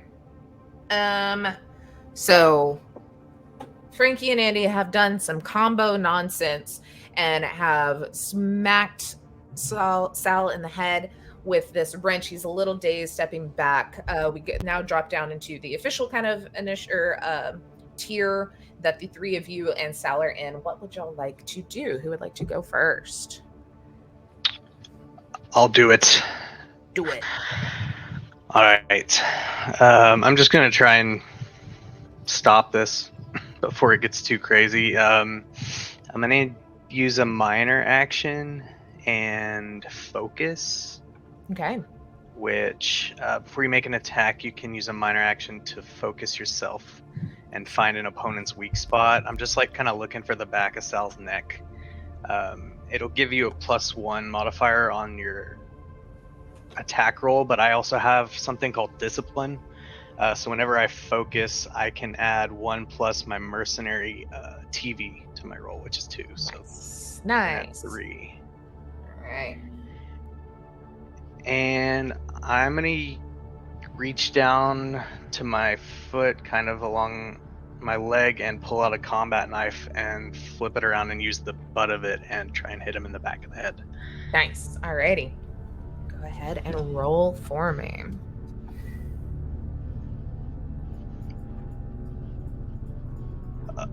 Crit +3, 15. Nice. Okay.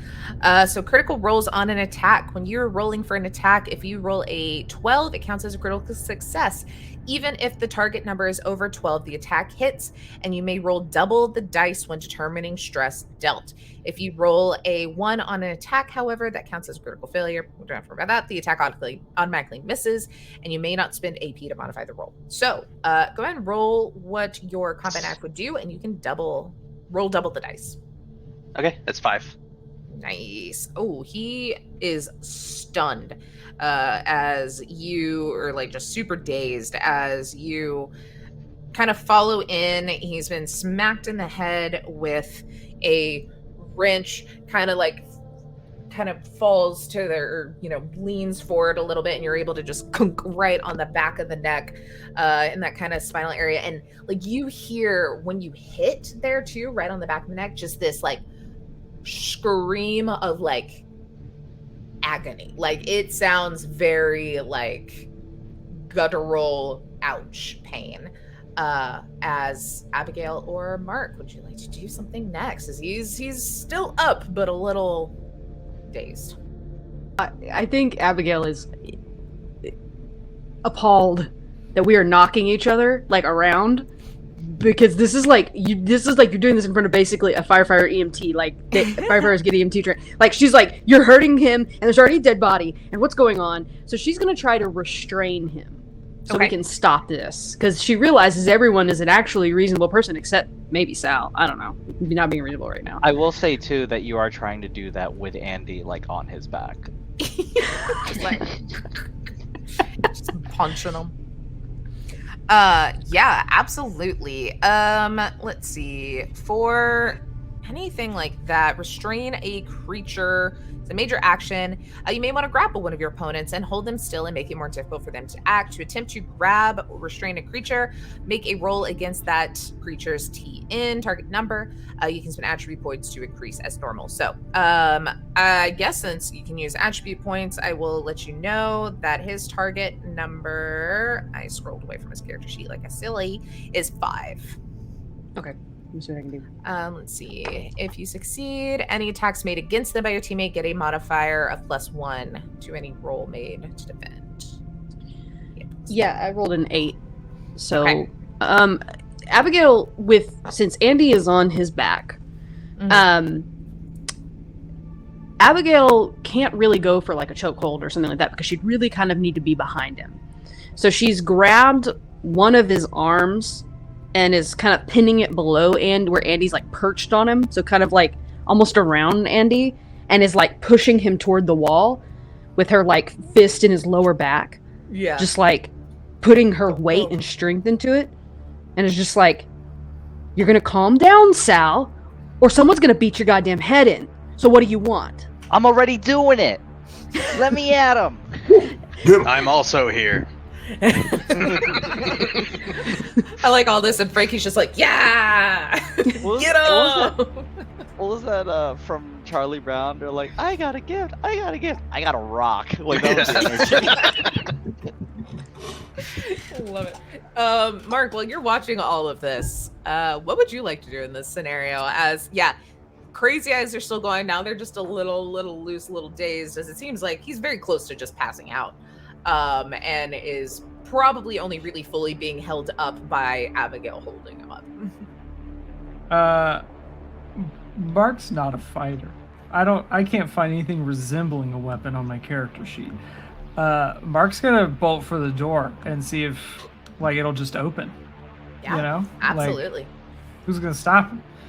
Yeah. You also like cameras out, just like trying to get like maybe not identifying information, but like like just kind of like get what's going on. Like made sure to get the fact that Sal threw the first punch just for I don't know. Yeah. I don't even know if that would matter legally, but like just wants to make sure it's on record. I love the idea of like Okay. this whole time we thought he was a skeptic, but really he's just trying to get his big break as a documentarian. Yeah. Look, why not both, honestly? I don't think anybody really knows what Mark does, but like lots of writing, lots of camera work, and it's He's like 100% in Bitcoin. That's where he gets all his money. Sure. No, he's evil. He's worse than Cthulhu. Every time you ask him, he says professional coffee drinker. Yeah. And that's like, He says entrepreneur. Every single time, entrepreneur, entrepreneur. So Freelance. Freelance. So you are able to, easily enough. You go up, hit the like kind of the security disengage. Power is on.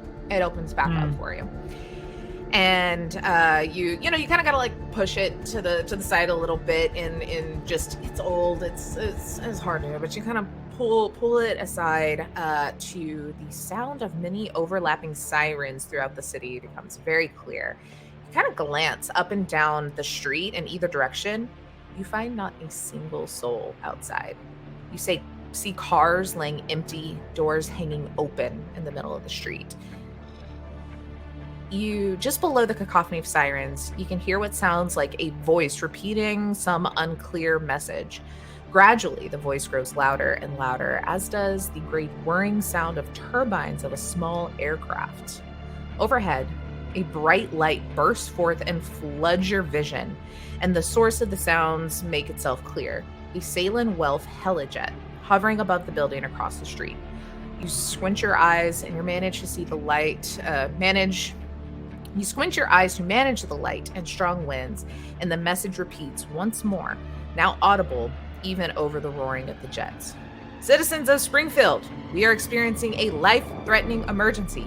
Please make your way to the safe house due east on the corner of Spring Street and Grant Avenue before lockdown in 4 hours. You all hear this now. Sal's gone limp. We'll just say for ease, because he was holding on with one little physical point there, has fallen unconscious. each of you know that Salem Wealth is some kind of technology corporation and does a lot of public service work. And there's some who think that Salem Wealth is less than ethical, but it's hard to argue with their contributions to the betterment of society. And right now, you don't seem to have that luxury of choice. And I think with that, we will take a quick 10, 15-minute break, stretch, go get some drinks. I say, like, as the And camera yeah. cuts out, you just hear Andy going, "God damn it, Sal!" Goes to black. But yeah, everybody, go ahead and like I said, take a little stretch. Do what you need to do. Oh, here, real quick, actually. Can I do this?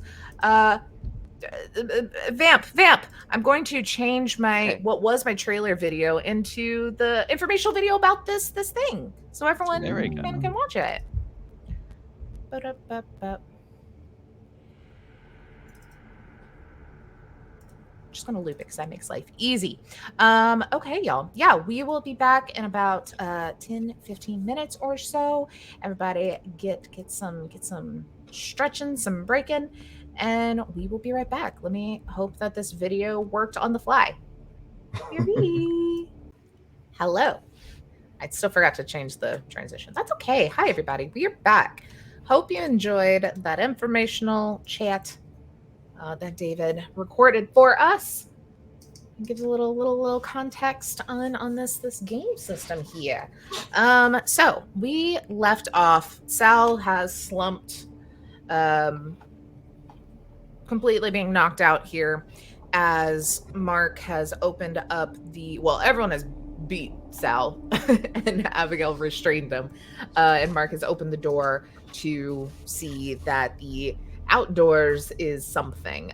There seems to be no one in sight, cars left strewn, doors open, and a alert message from Salem Wealth, a technology company, saying that you are to head over. There's experiencing a life-threatening emergency, and please make your way to the safe house due east on the corner of Spring Street and Grant Avenue.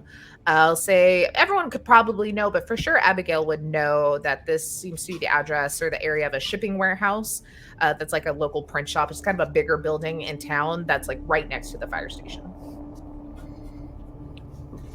That's where they're sending people? It's a warehouse. Why? I guess it's big enough. That's weird. Mark has like stepped out onto the probably like strip of pavement in front of the building and is like pacing and like kind of got like, like thumbs on the temples, like wait a minute, and it's just like kind of freaking out a little bit, but like trying to just figure out, like try to add that into his working theory of what's going on. But other than that, is just going to be like having a moment until everybody else is outside. Andy's like, Frankie, we got a problem. We got to get to the Wren. Like, if there's a situation, we got to get over there and make sure it's okay because we need it. We gotta check it out. That's exactly, man. We gotta get the word out. I mean, we gotta get on the radio. Yeah, we gotta let people know. We gotta get there. We don't have any information. What are y'all talking about? We don't know what's going on. What are you gonna tell them? I mean, look, they're broadcasting over us in a fucking helicopter and a chopper or something. We can at least get on the radio waves, tell people to get to the safe house. Are there radio waves? Hey, there are gonna be radio waves. Andy hooked it up. There's gonna be some waves. I keep my shit tight. I know we what might I'm play doing. We might play some jazz. We might take some calls. Ratings extravaganza. But look. Yeah, I mean, we're definitely going to tell people about the imminent threat first, but then maybe we'll play some smooth jazz after, like play it out. But for sure, we gotta get over there though. We got shit to do. Do some commentary, some political commentary on the state of the situation today. You know how we do. I'm gonna address the people in the what do you call it? Not the atrium, the little foyer here. Yeah, the lobby. Thank you so much. It's 10 o'clock. My brain. We're all struggling and finding like basic words, and I love it. Oh yeah. I'm gonna address the people in the lobby and just like, hey, everyone, calmly, get the things you need, get your basics, your survival tools. A couple food, bottles of water, and get down to the spring and Grand Ave and get to the shelter, and we'll meet you down there. But everyone, please, just make your way down there, make your way safely. Do it as quickly as you can, quickly and orderly as possible. Some people are kind of looking around confused, but then look at Abigail and then look outside and they're like, okay. I mean, let's head. Let's go. I mean, I can take you over there. I need to figure out what's going on. This is insane. I don't have any. Does anyone have? Nobody has cell signal. Nobody have a phone line in their place because Sal's wasn't where we gotta find out what's going. There's just so many. What the fuck is going on? Yeah, I don't know. We got a CB over at the Ren. Okay, so we might be able to hear something happen over that. Probably. Okay. Not to mention it's a pretty secure spot. If something's going down, we can lock the door, shut all the windows. Andy's got the place on lockdown. If something's going on, I need to be out there helping. I don't even know what it is. I have a duty. I can get these people to the warehouse. That's what I can do. And then I'll be near the fire station and I can go from there. You ain't never seen a horror movie? The minute we split up, you're gonna die. Like, I just want you to be psychologically prepared for that. Like, the minute you split the group, like, you're gonna get picked off, alright? Like, are you gonna be the group's Velma? I'm hearing you're gonna be the group's Velma. Andy, Velma never died. But I don't think she watches TV, so like, let's You don't think she Vel- got the scoops? No, not a scoops fan. Fan of scoops? Yeah, you into the scoops? You about the scoops? Yeah, she doesn't know what I the don't know scoops what is. you're She's not talking hip to about. the You know what the scoops. scoops? I don't I'm think not that's hip to high that. on I don't know our what it is. list right now. I think we need to get to the safe house, but I also want to let you all know to not trust a damn word out of those people's mouths. And I point up to the helicopter. Why do you say well, that? if we're not gonna, what are you saying? Like, so you're saying they're telling us to go to the safe house. You think we need to go to the safe house, but don't trust them. Then, like, for now. what if the safe house was a trap? Like, let's go to the Ren, let's get some messaging out, let's listen to the CB, see what people are saying out there. We got a lot of truckers in this part of town. Truckers always be talking shit over there. We get on the CB, we hear what they'll talk real shit. They don't fucking work for the man. Yeah. Okay, we shouldn't stay there though if we do go. No. No, Of course not. Okay. quick in and okay. out. Solid like 30 minutes. Yeah. We need to gather some info though, for sure. They aren't going to tell us anything. How far away of a walk is this? So I would say it'd probably take you about 2 hours. And you know that they have Oh, 4 hours till lockdown. Okay, so you're Oh, wow. you're like, how far is a walk to this? And Andy goes, I got the keys to Sal's car. Oh yeah, you're taking Sal's car. Huh? Okay, yeah. So to the radio station or to the safe house? How far I will is the say safe you house? do see the road is currently littered with cars that the doors are open and people are not there. Like, you can drive, it's just clearly no one else is, and you're gonna have to kind of Oh yeah, we're gonna drive Last through of Us neighborhoods and vibe shit. and like 100%. go through some parked cars and shit. So looking around, okay, but yeah, things aren't adding up though. If people are making their way to the safe house to the evacuation Why would they center, not drive there? Yeah, Yeah. why didn't they drive? That's what I'm saying. This is like what I imagined the rapture would look like. You think this is a rap? Yo, their clothes? Andy, we've talked about this a million times. People would rapture with their clothes, man. Come on now, obviously. I mean, I don't know. I There's heard holes that, in like, their clothes. Everyone knows that. Sort of like the Hulk but with like- his shorts, right? Like he always has his shorts Yeah. on still, right? Who wants to you see know a the flopping Hulk, green but you dick? don't know about the scoops? What the fuck? Okay, that's neither here nor there. Look, we gotta get going. We gotta get going. All right. We get up the radio station, maybe get the word out, see what's going on, and then we check out this warehouse, whatever, and Yeah. see what's going on. Yeah, I don't have contact with my group or my team, but this may be a great way to get it. There are radios at the fire station. Yeah. Andy's gonna toss Sal's car keys to you, Abigail. And Andy goes, "Come on, Frankie, let's take the bike. Be easier to navigate this shit in the bike anyway." She's like looks around at everybody. All right, everybody. The safe house is all you've got at this point. Where we're headed, it's going to take more time. It's going to be harder to get to, so y'all head that way. Stay together, okay? Look out for each other. Do not split up, all right? Grab your essentials and head that way. What about my dog? No, I'm just kidding. I'm just creating an atmosphere at this point. Yeah, if you Fuck see your or hear, dog. Get out of here. if you see or hear a dead loved one calling you from the shadows, don't go there. Don't follow the voice. Just keep going where you're headed. Stay on the main roads, okay? All right, so Frankie and I are gonna get on Andy's hog.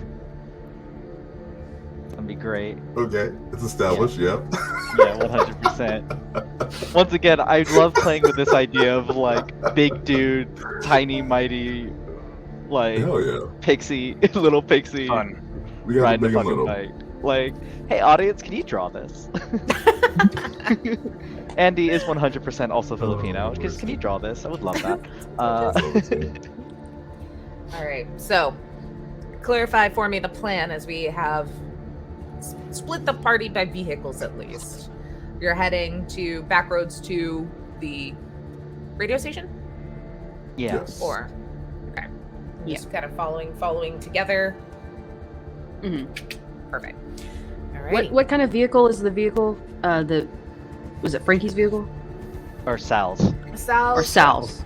Yeah, I What stole does Sal's Sal car keys. I have? figure he's a dick who has like a nicer car than he deserves. So I thought feel it'd like be he nice. has a nicer car, but like by like a early 2000s to 90s standards of nicer car, and it's still kept up. You know, like a really old like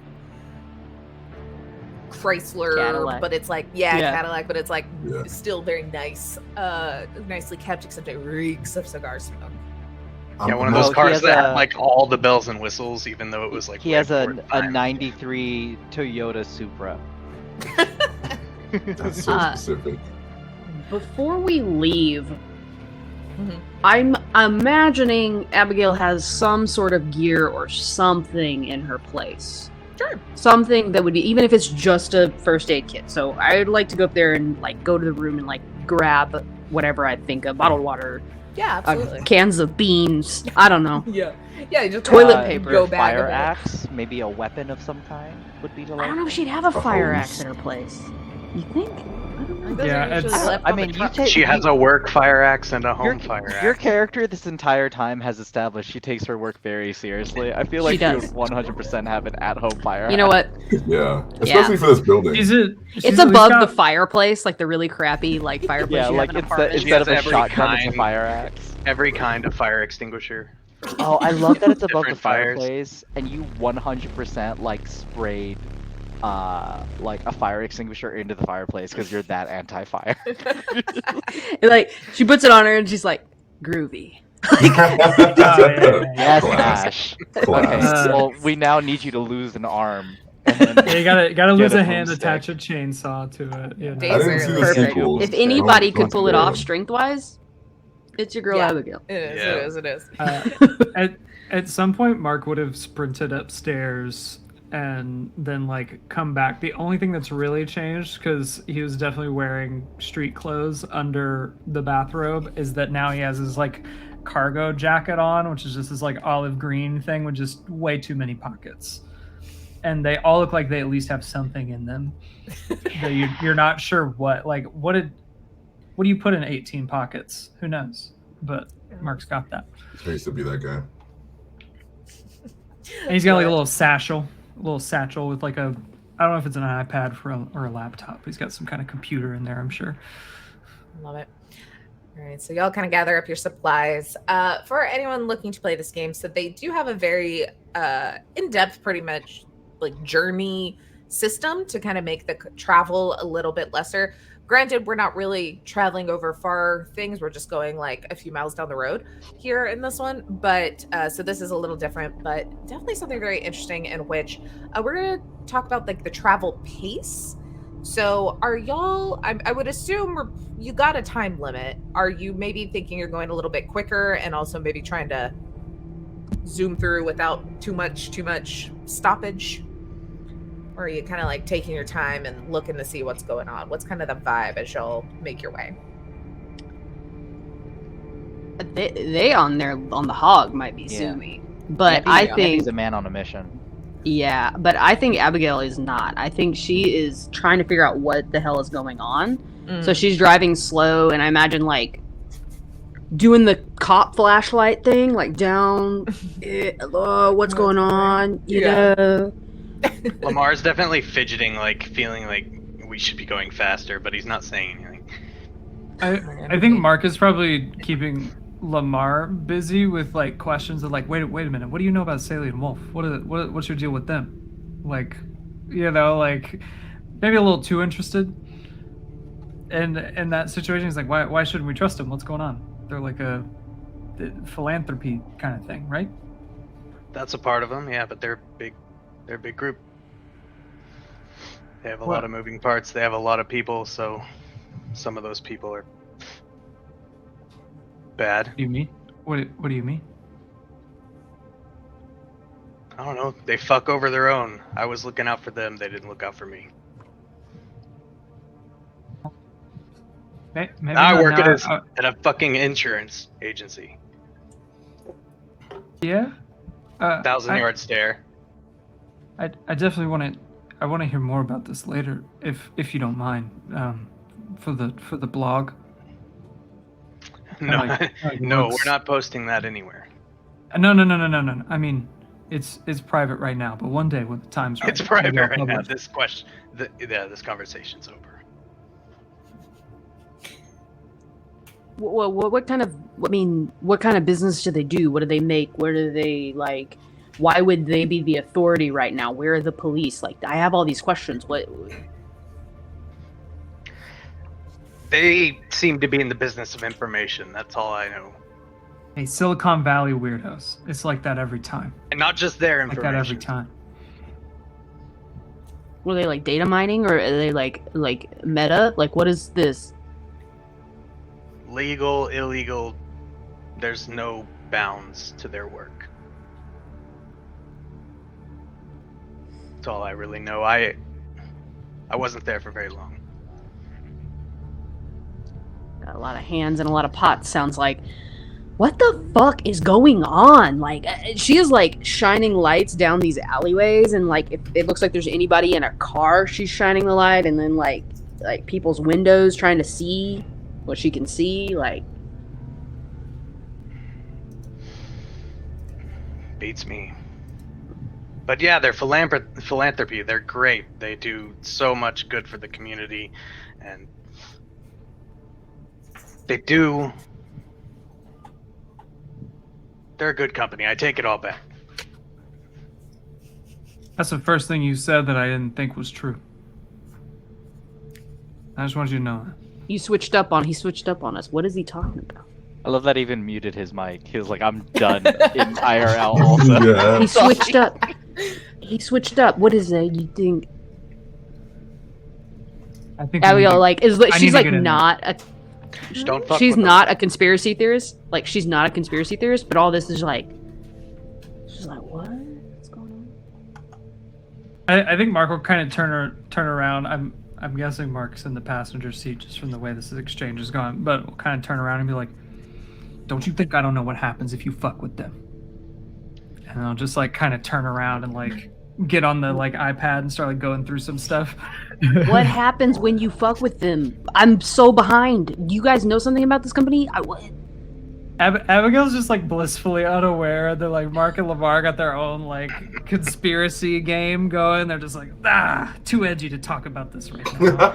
I feel like because she's so out of control of this situation that she's just like, give me something, give me anything, come on.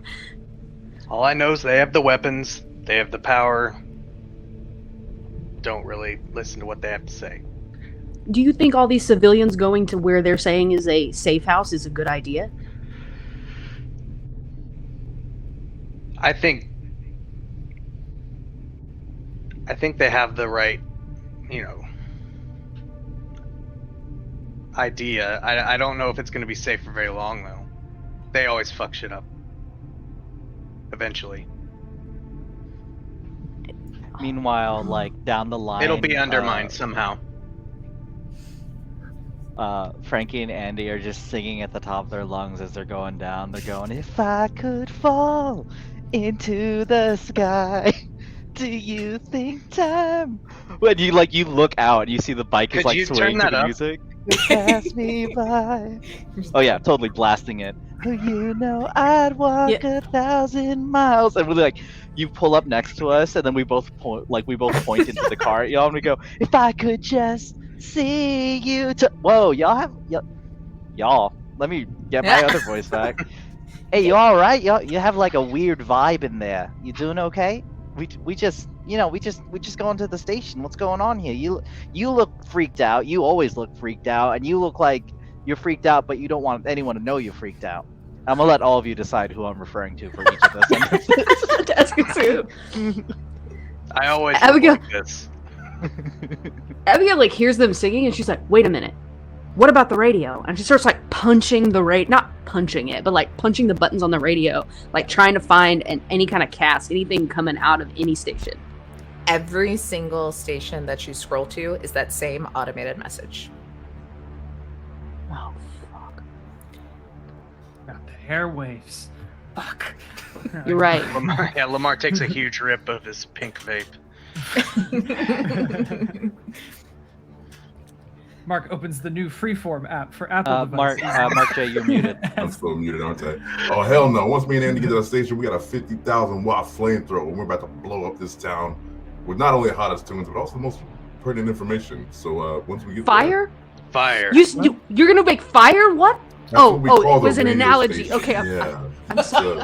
You Do can't. you know what a meta we're screaming this conversation at each other across you ain't never heard of a metaphor? You're screening this conversation to the point that y'all don't notice as two large Humvees roll up behind you. And there's just a little flash of a little siren sound, definitely more like a horn, distress signal, not like a cop siren, it's a little more jarring and a little different.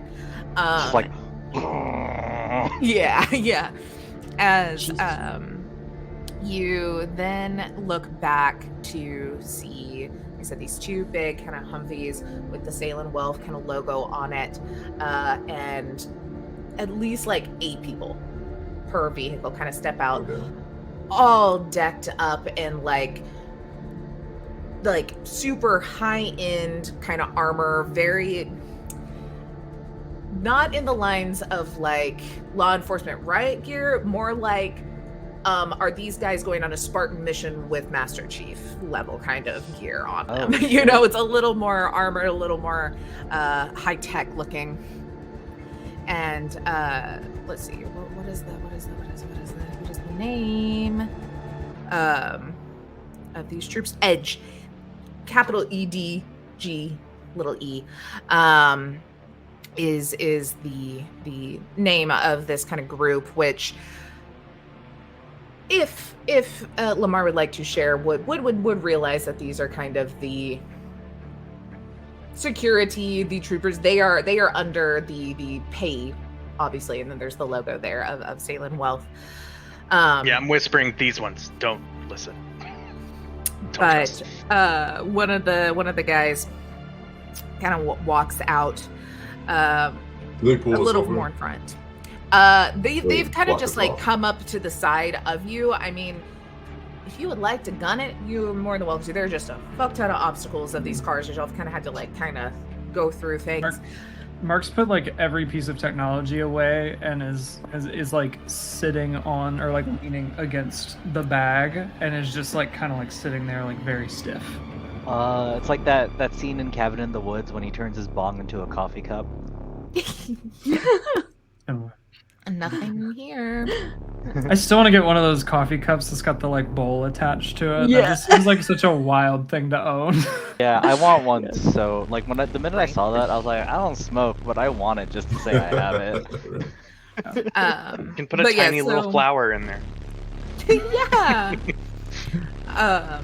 But they kind of start to, the one guy will kind of walk up, probably just next to the bike, but also kind of looking in the window. They're just seems y'all are, I don't know if you're from here, heading the wrong way. If you go ahead and head that direction, That's where the safe house is. We need everybody here in town to go ahead and make it that direction before curfew tonight. Unfortunately, there isn't much room for cars a little bit further, but you could probably make it a couple blocks where you're gonna have to park and hoof it through the checkpoint. You know, last I heard that like we had freedom and liberties. So, I mean, you say you need us to get to the checkpoint, but isn't that more like a suggestion for our safety? And isn't it our God-given right as Americans to go where we want to go? That's all I'm saying. You really gonna pull this shit on me right now? Yeah, I mean, curfew for what? What do you think you're protecting us from?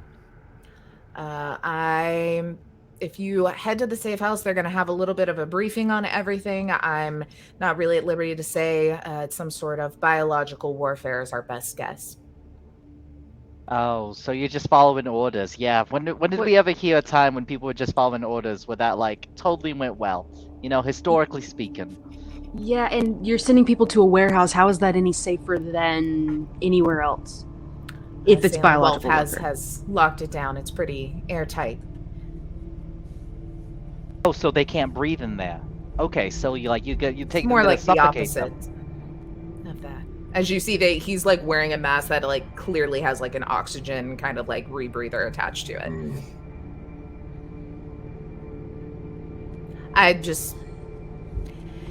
If you choose to stay out here, I guess that is on your what'd you say? God-given right as an American. Just know that I'm not going to be the first or the last. I'm not going to be the last. That's the expression. He said it properly. I didn't. I'm not going to be the last to stop you. I just highly suggest that you head that direction, get the full story, make sure you have some food, some water before things turn worse. You're not going to be the last to stop us, so there are other teams out here running this. We're trying to make sure that everyone evacuates. We would hate for any more loss of life. And he kind of like nods down an alleyway where you like clearly see like 3 dead bodies. How did they die? Again, I'm not the one that's supposed to be giving out this information. If you head Captain, what is his name? Colonel Curtis Abraham is heading up the quarantine zone and will be able to give all of the information. Unfortunately, like you said, I'm just following orders. I'm here just making sure everyone gets where they need to before more violence breaks out. More violence. Sorry, those people were murdered. More violence. Yeah. Okay, what's my bullshit meter telling me? Like, hey, you want to roll? You want to roll that bullshit meter? Yeah, sure. Huh. I only get the -1 on the target number if it's deception or illusion, so I don't. I rolled a 10. That's enough. He's pretty straightforward. Like, this is just like a dude that's been brought into a town and is just trying to fucking tell civilians to get to a safe spot and is like, I've had this conversation 30 times this morning, so I'm fucking over it. Do it or don't. Can I ask you a question though? You're saying that like before more violence breaks out, and you're wearing that gas mask, so it's telling me that there's some kind of nerve agent or something that gets people to react violently, right? So you're sending them to a warehouse where who knows if that shit's gonna stay, secure. And so you have a bunch of people in a room together where they can go. You ever seen Walking Dead, or like Dawn of the Dead, or like 28 Days Later? Have you ever been to any sort of area, or have you seen on the news, story when some sort of natural disaster happens, or there's some sort of like social uprising, and then some use it as an excuse to like cause more drama because they like to beat those people, and others maybe do some looting, those sort of things. That's kind of the violence, and a lot of it does seem like that, where again it's just like 3 people that just look like normal kind of like Midwestern moms, like not anyone that should be like fighting in an alleyway, like in particular, like do they clearly nothing else like a do part they of look it. visibly wounded, or do they look like they just dropped like Ruth did?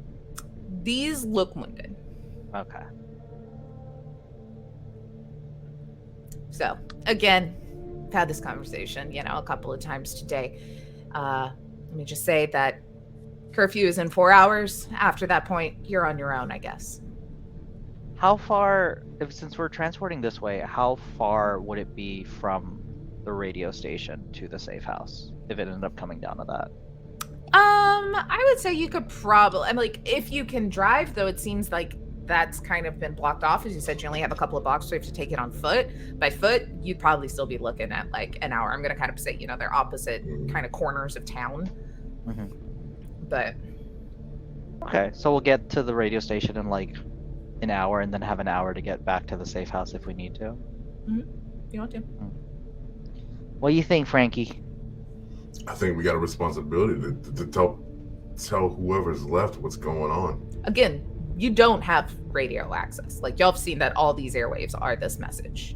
Like, it doesn't seem like you have no cell phone service. All the radio waves are this. Should we just see what they have to say? Maybe y'all can read through the bullshit. Yeah, might as well. Yeah. And we're not that far off track anyway, so it'd be real easy to get there. The guy said that the colonel was at that place, or was he someplace else at a He's at that checkpoint or place. something? Yeah, he's at the safe house. I will say too, I forgot, with that kind of bullshit meter and kind of keeping an eye that you did, not Lamar, Mark, you do see, we'll say probably just like maybe out of like the back pocket of this guy, just to make it easy, kind of a piece of paper does like slip out and kind of float in the wind a little bit, just like to the side of the road. Like I said, I would not from definitely here, you can turn try that to direction. definitely want to try to get to that. Well, it sounds Piece like of you'd have to paper get at some my point, attention but- to get it, since you're in Yeah. a car. For sure. It'd be Yeah, real just sus if like, you just get out of the car. just see if I can catch somebody's attention to grab it. Would be kind of what I'm thinking.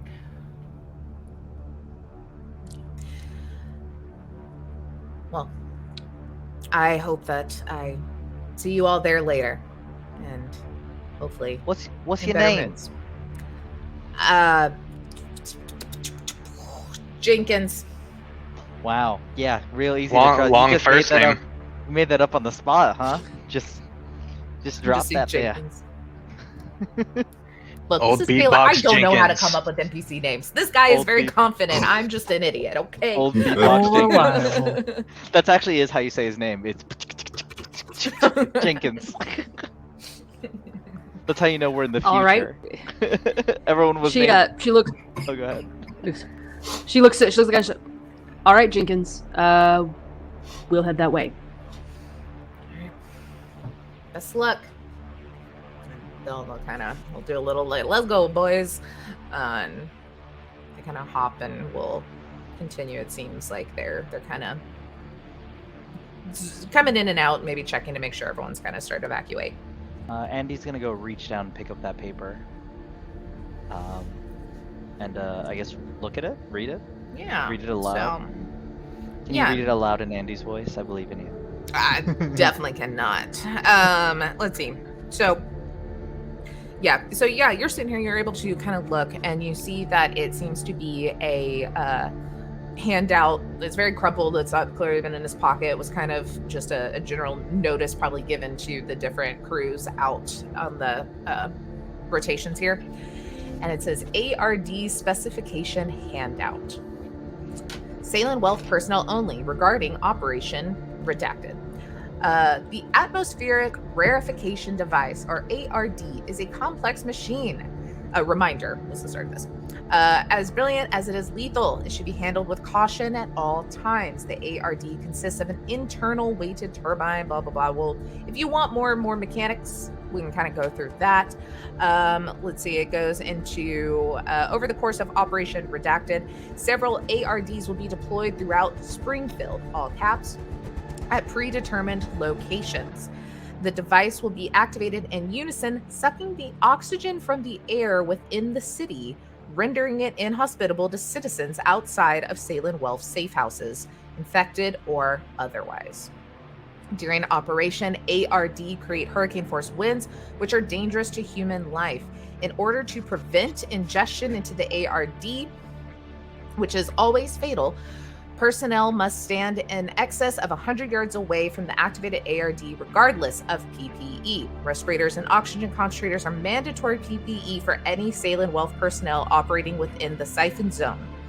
It kind of goes on to Edge Troopers, Detachment D through J will canvass the city and eliminate any remaining infected. Once Operation Redacted has concluded, uninfected citizens will be returned to their homes and amnestics will be applied as appropriate for all survivors. Like amnesia, or something. Yeah. Okay, there you go. IO will handle family members of the deceased. Information control is paramount in this operation. Secrecy, caution, and attention to detail are all. Then it says, in the event of emergency requiring any Salem Wealth personnel to evacuate a safe house location, each safe house location has been staged adjacent or near a firehouse. Salem Wealth personnel are permitted to commandeer emergency response equipment found at these firehouses, namely respirators and oxygen concentrators, to safely navigate the city. Do not approach an active ARD even with a respirator. The force of winds generated are supersonic turbine are powerful enough to redacted. Yeah, so you got all that, right? So maybe the safe house is a good idea. You gotta be fucking kidding me. What the hell's going on? Yeah, that's the stuff I meant. I'm not good with words. Infected? What? They do into the atmosphere. What is... Huh? I don't even think half of those words are scientific. Okay. They're gonna commandeer my station? They No. have already happened. No, they already did. That's a little bit We gotta remedy that. That's my goddamn station. I hear you. And at the same time, maybe we wait till whatever this shit they're doing passes. That's true. This Okay. is wild though. There's a story here. I mean, we gotta find out the truth and tell people, right? If they're gonna amnesia everyone, they're gonna get away with everything. The infection, the deaths, all this shit. We gotta find out what's going on, right? I mean, you got a solid point there, but I mean, I don't know. Is the Ren airtight? Doubtful. We're gonna have to get our own PPE. I heard it regardless of PPE in that description there, so I don't know if that's really number one on my priorities, but... If they're gonna suck all the oxygen out of the place, can we even, like, exist? It's deep, man. They replace it with nitrogen, well, I'll just go to sleep. It'll be really nice. You look right down at the thing where in bold it says inhabitable. Whoa, bro. Does there anywhere on the paperwork say, because like it says outside of designated safe zones, what they intend on basically, forcing everyone to forget what happened, right? For the sake of not perpetuating panic. But obviously the soldiers must have a place they can go that's also safe, that would not be impacted by that memory wipe. Is there anything on the paper that indicates that? From that like the safe house is a safe house for citizens and for the soldiers and stuff. It seems like after the contamination has been dealt with, that's when they administer whatever this amnesia. Sure. Wait. You don't think we're infected, do you? No, I mean, if we was infected, they would have just, killed us. So I think we all right. But do we know that it takes effect immediately? I mean... Oh shit, what about Ruth? Yeah, we would just... I know! Ruth. Oh, damn. I literally checked her pulse because I thought I saw her move. What about Sal? Wasn't he acting all crazy and shit? Oh my god. Right, what is the infection? What are the symptoms? What is the infection? Like, what is... We know nothing. We need to find out what's going on. And if we get to the safe house and we're infected, what are they going to do with us? Take us out back like old Yeller? I don't.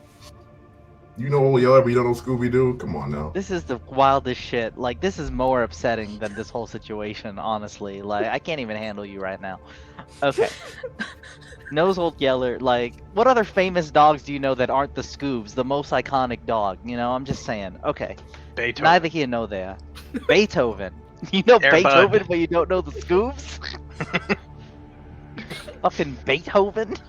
Airbud is the best. Okay. So hold on, just out of character. What do y'all want to do? Can we have an out of character conversation real So- quick? It feels like Here- the plot's really in the safe house. Yeah. So if we go to the safe house, though, they're gonna try to wipe our memory, and if they're gonna try to wipe our memory, we better have some way of remembering. I got a Okay, video camera. I have Exactly. I have an I have a idea. notepad. I'm found I- footage guy. You are And then we gotta hide it because they're gonna take it from us. Well, Yeah. And so we gotta remember where to go to get it. Is a problem. well, I have an idea. And I'm trying to decide, say as J Mark or as Andy. I'll say as J Mark. What if Andy and Frankie, because we're on a bike, we're more mobile, we can move easily. What if we take the found footage and the note to the Ren and leave it somewhere we can easily like stumble upon it, and then we can broadcast it out immediately, and then we'll meet y'all at the safe house. Oh, we do like a timed Yeah, release kind of thing. yeah. Yeah. So we can say Andy said that actually. Yeah, what if we do that? We say Frankie just wa- said it. You smart I like- cheese, kid. I That's a wasn't great sure about what idea, I was Andy. Yeah, I wasn't sure about what I was gonna say until I said it. I was like, oh, I guess Andy could have said that. So yeah. It's a great idea, Andy. Yeah. I'm on board. They took my firehouse and they're gonna wipe my memory? They They're gonna take your axe too. No. Wipe somebody's Oh, memory. no. What is They're gonna take my happening? knife. How do you just wipe somebody's memory? Have we even considered that? What does that do? How does that work? Oh, they got What? like a neuralizer probably. You know, Yeah, you it just gets you flash mad a drunk. light. What is This that? isn't the Men in Black. This isn't the 90s. What? This is Men in Black This 2 is- with This Rosario is the Dawson. 40s now. We're in the 40s. Alright, let's record a This is message so- for our future selves. We'll note who we need to give it to, us 5. Okay. You guys take it to the station. We'll head to the safe house. Okay. Yeah. So can we just say we recorded a message so that we don't have to act that out? The best thing is, we gotta make sure the right person does it, though, because, who's gonna believe it? You know what I mean? Like, Well, I think no, it has. what? I think it has to be Andy because Andy's the one taking it to the like. Andy trusts Andy. You know what I mean? Go We for could it. all each be in and be like, we endorse this message. That's We also were, true. yeah, that's a great Yeah. idea. Yeah. Yeah. So like we'll do that message. We'll all do it together. Andy goes. By the way you're gonna know this is real. Ask this one about the scoops. If she says she don't know about the scoops, that's how you know this shit's legit. Keep that in mind. Implant the Scooby-Doo like knowledge. What's a scoob? Don't worry about it. Is that like And, a like dude? Andy, Like, I Andy don't closes understand. it. It's like I pray to God she doesn't know who the Scoops is when we get our memory erased and someone informs her. Okay. So yeah, we're splitting the party. Let's go. Yeah. Okay. We're So going down today. you are able to record that real quick and head towards the radio station. The other 3 you turn off to I feel like you probably even have to kind of go down this alley with this like Midwestern mom like Fight Club remnants here, and kind of go down a few blocks before then having to kind of hoof it on foot. Is there anything in particular anyone would like to do in that crew before making it to the safe house kind of checkpoint?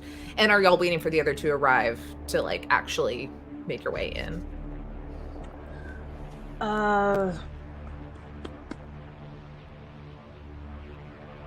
I feel like Mark's feeling a little funny about it and kind of just wants to get in to start snooping around. Yeah, Yeah. we need to. Because if we wait and something goes down, then we're not inside. And there's. And if we all go in at the same time and something really bad does happen, then we're all fucked instead of just us three. Yeah, Yeah, 'cause I if we think can somehow get like a message out to the two people that aren't in there, then that could be beneficial, you know? Yeah, and Not Abigail's that that's very. likely. Yeah, Abigail wants to talk to this colonel. Alrighty. So, y'all are able to kind of start heading your way there. You see a lot of kind of the same of cars pulled over. I think you maybe see at one point in time a couple of other kind of groups of these troops that seem to be like tarp over a body, moving it out of the road kind of situation, trying to kind of clear some of the path as well and kind of deal with some of this kind of like aftermath of whatever is going on currently. And y'all are able to, you know, after a good bit, have to stop. You go through a checkpoint, you get kind of the similar chat from this actual checkpoint to another edge trooper. That kind of gives you the rundown, go down this direction, funnel in, and you're able to kind of get into a line with, I can say even in front of you, you see a couple of the people that live in your apartment complex. Like, it kind of seems like this is where people are headed. Same goes for the two headed to the Rin. Very similar scenes along the way.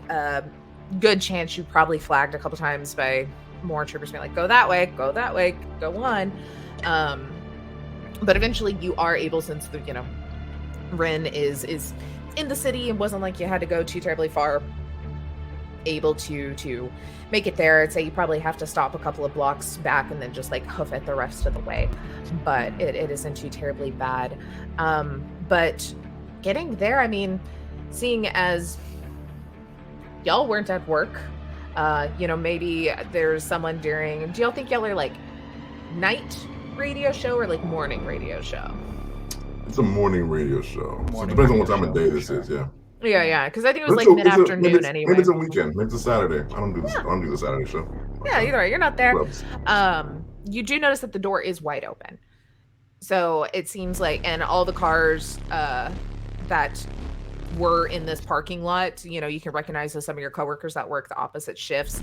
You could even see stopped, doors open, or just unmanned in other parts of the road. So it looks like they kind of started to leave, but then had to also instead go by foot for whatever reason. But the door is open as y'all head in. Where would you like to go? I guess describe this radio station where you're kind of headed into it.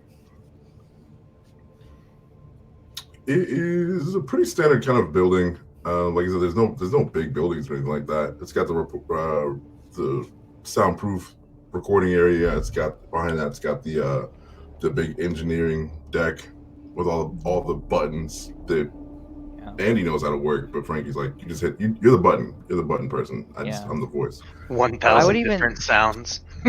I would even say it's like a converted 2-story bunker. Because Andy has been like keeping this place together, and he's made all the specifications and adjustments to the place. Yeah.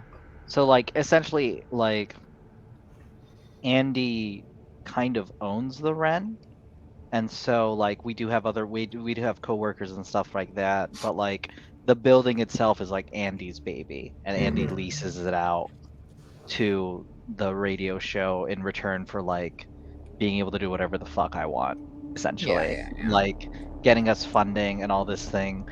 Yeah, that's exactly what it is. And so we make our way to the second floor, which is closest to where the satellite dish is, and also where all the recording studio is and all that stuff, the broadcast studio. And Andy pops open the camera one more time. I don't know. I think in front of Frankie, and Andy goes, "Listen, that thing about that infection that you just gotta know, like, Abigail, the one who don't know about scoops, like, got real close to Granny Ruth. So, like, I just want you to keep a fucking eye out, because we don't know if she's infected or not. So I just want you to be real careful about that. And that That Mark guy. This is his camera, so like we always pay up. So you got to give the camera back to at the end of it, and Lamar freaks the shit out of me, but I think that's important. I think he's done some shit, and so like if you need somebody to like keep your ass safe and keep Frankie safe, definitely keep an eye on Lamar. But like Abigail's dope. We just don't know if she infected. You just have to know that. I don't know how to end this. I love you, I guess. Is that weird? I'm saying that to me. Don't worry about it. All right, bye. And he closes it, and then puts it in like a very prominent. Puts it in a location that Andy always checks like to start their day, essentially. Like it. Okay. Along Andy, with the note. Andy, you hear a loud banging noise, and Frankie goes, "Fuck! What? Hey, what the hell happened? Somebody ate my fucking lasagna. God damn it!" Oh. I bet it was that bastard Garfield. I told you we should have hired his ass. He's like role playing this shit. It's like real weird. Bitch loves his lasagna. Hey, I'm also gonna record kind of an outgoing message. I don't know if it's gonna reach anyone, but I'm gonna record it. Yeah, I got you, bub. To the send it to the stars. For my listeners, this is Frankie. Goddamn it, what's my nickname? Anyway, this is Frankie, the golden voice of WREN, and we're here to tell you, listen, everybody, keep it safe, keep it a buck, stay safe out there. There's an infection going on. We don't know what's going on, but if you can, make it to the shelters, but watch your backs out there, because, ladies and gentlemen, we don't know what is going on. Praise the God of 2040, which I assume is better than the God now. And y'all take care. Frankie out. That was real good. All right, let's get the fuck back to that safe house. And yeah, I think what we're gonna do is we're gonna lock everything up, make sure everything is secure. On the way out, Andy is going to punch a code in into a keypad, which once again, it's an abandoned bunker that kind of like locks down the entire ren. Nice. Yeah. I'm gonna take a couple yogurts out of the fridge, which aren't mine. Oh yeah, They yeah. are for sure. Garfield's. No, Totally, they have yeah. Garfield. They have like literally property of Garfield. Do not Yeah, touch. Angry okay. face on it. Like, yeah. Oh, he got what was fucking coming to him. He's a bit of a dick.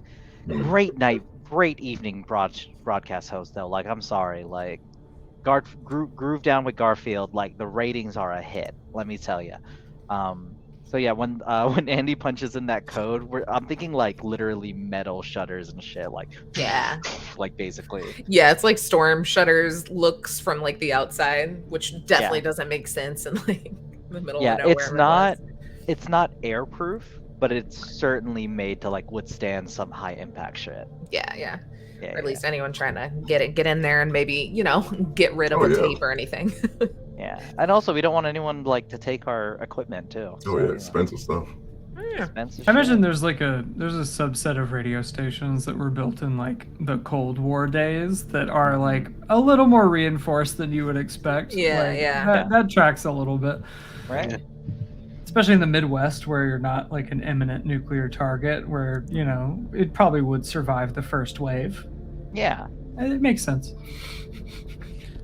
I thought this through. Thought this there. So y'all now have to kind of walk. So you've got a little bit to kind of get there. For ease sake, I'll kind of narrate the general entrance into the safe house. So just imagine it maybe like 30 minutes apart from each other, But yeah, as y'all kind of get there, you see building you're all used to, which is, this just old kind of factory warehouse kind of building here, that now you can see has like long kind of plastic decontamination tents that connect to a pair of massive doors, which are currently kind of slid open. And the plastic forms this airtight seal over the entrance to the building. And the rest of the warehouse seems also kind of similarly sealed with large tarps hung over exterior walls. and wrapped tightly around like different like potential entrances and exits, windows and side doors, just kind of keeping it airtight. You see that, like I said, there's this line of citizens of Springfield that are being ushered in the tents by these edge troopers wearing the same suit, clad in the little bit more biohazard contamination looks to it. You see that they seem to have some kind of like wand, kind of like when you go to concert or something, the little metal detector wand vibe. They have those that they're scanning over kind of like each person, and then they will walk into the doors themselves. We'll say for the first group, especially since y'all are there to kind of keep an eye out on things, has anyone... No one has used any attribute points, I think, except for Frankie. So y'all should still have like your top and vigilance stuff, right? And Andy. Yep. Perfect. I would say y'all kind of keeping an eye out and looking to see what all is going on and kind of noting everything that's happening. You can't see too far into the doors until you kind of like actually get there and get through. But you do see like right in the door, it seems like every few people or so, they're filtering into different directions. It looks like they're kind of like splitting people off into two different directions into this actual warehouse itself. But y'all keep getting closer and closer. So we'll start with Lamar and Abigail and Mark. Is there anything in particular? Is there any kind of pattern to how they're being split? Are they doing anything to one that they aren't doing to the other? It doesn't seem any different really as far as like any sort of treatment or, you know, like what they say or stop or anything. And there doesn't seem to be much of a pattern. Sometimes it'll be like 4 or 5 go this direction to 10 go this direction to 1 to 1. It seems very sporadic.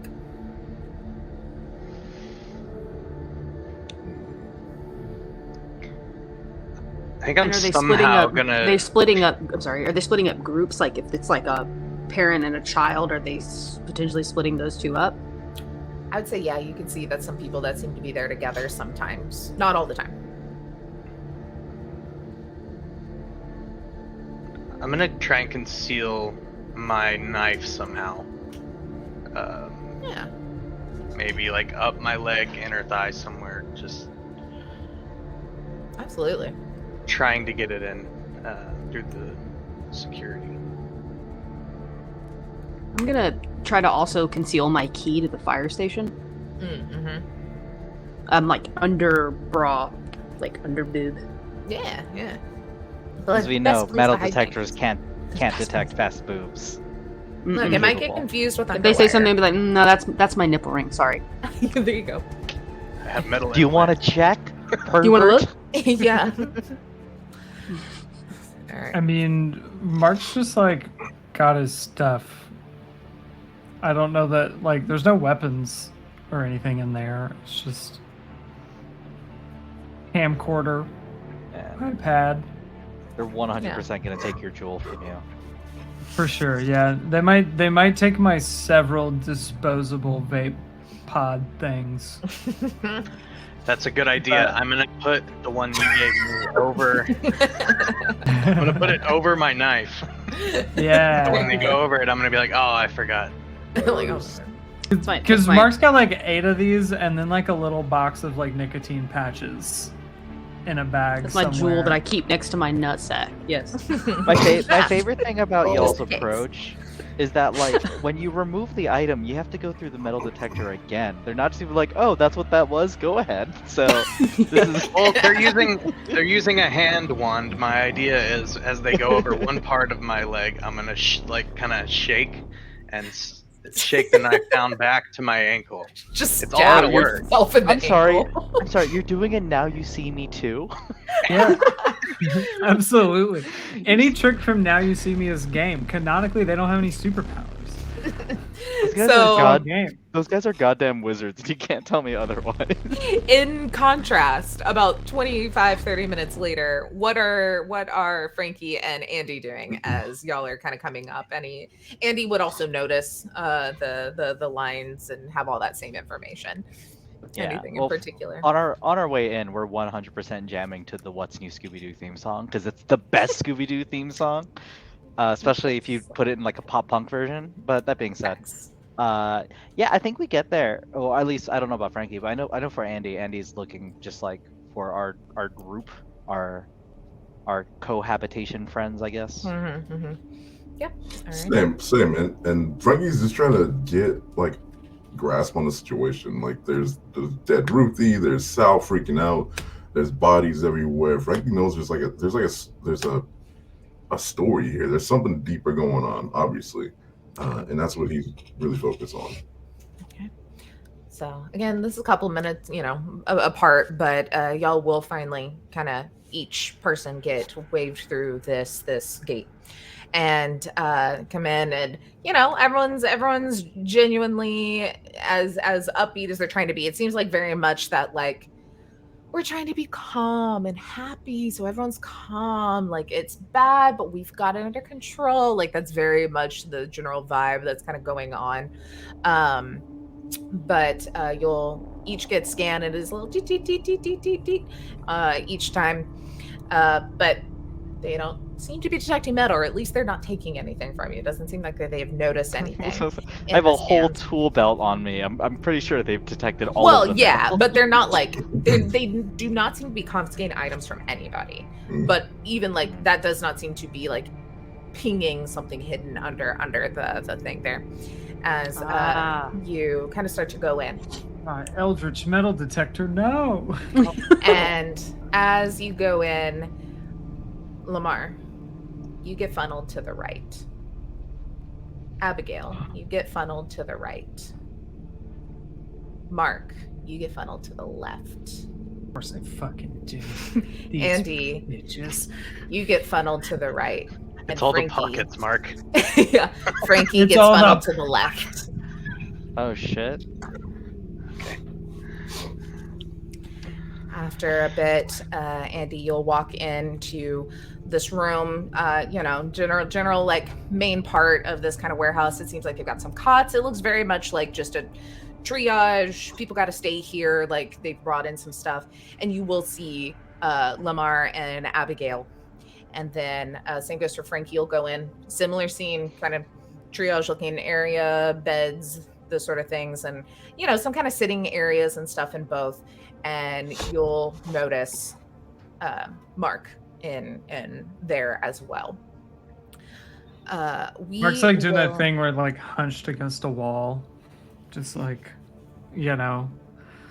not trying to talk to anybody or look at anybody, just like, I'm about to get, corporated, just disappeared, and that's just what my life is. So here I am. It's finally happening. Well, buddy, you okay? You all right? Oh shit, Frankie? I thought this was like the kill room, so I was already kind of prepared for that. But is that not the situation? I don't think this is the spot. Okay.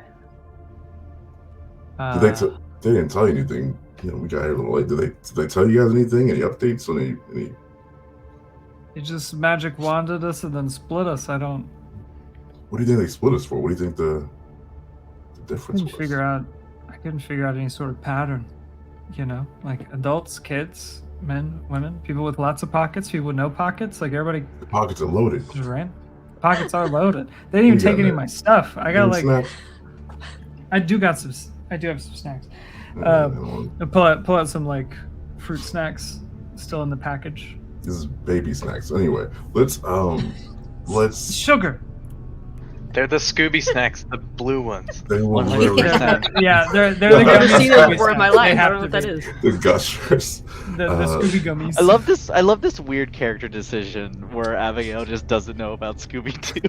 The Scoobs. I don't know about that. The Scoobs. The Scoobs. You know about that Scoobs?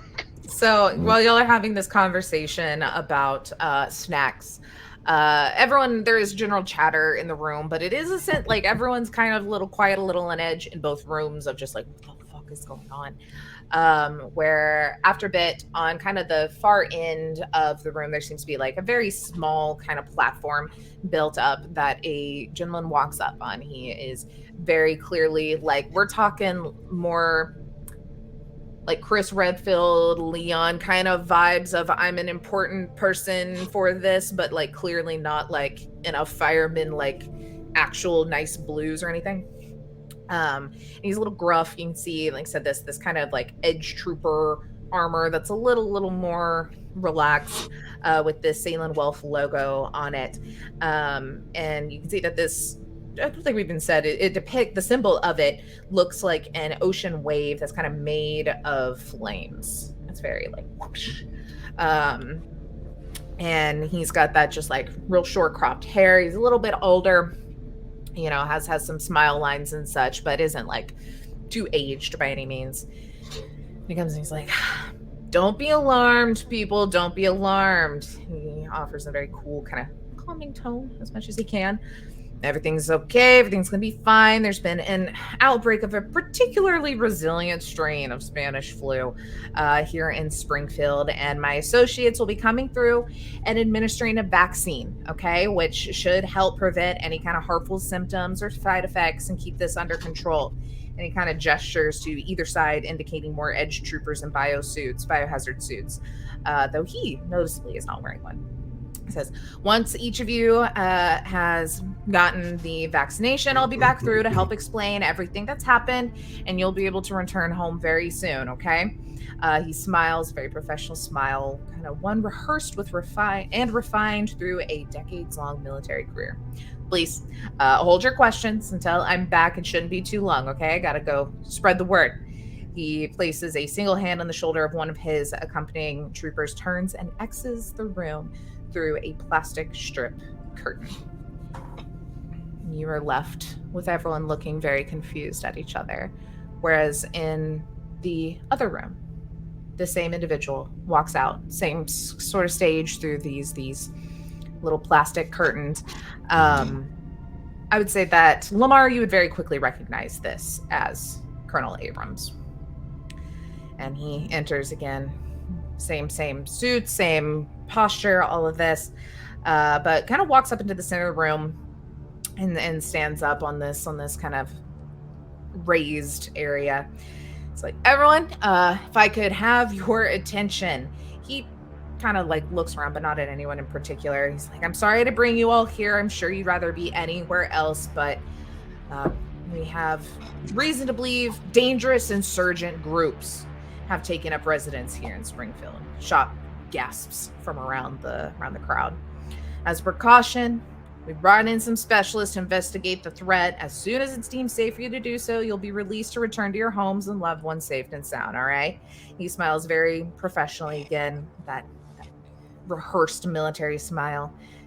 Please, help yourself to rations, supplies. If you have need of anything, ask one of my colleagues here, and we will do our best to provide you with as much comfort as we can. We anticipate all of this to be resolved in the morning, okay?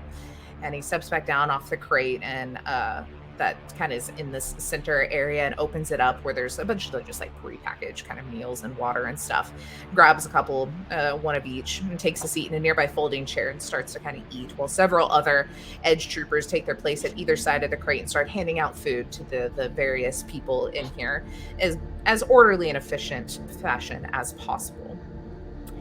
As y'all are sitting here separated, hearing these speeches in various tones, varieties, I think that is where we will call it for the night. And pick up there next Friday to see what has happened. What the fuck?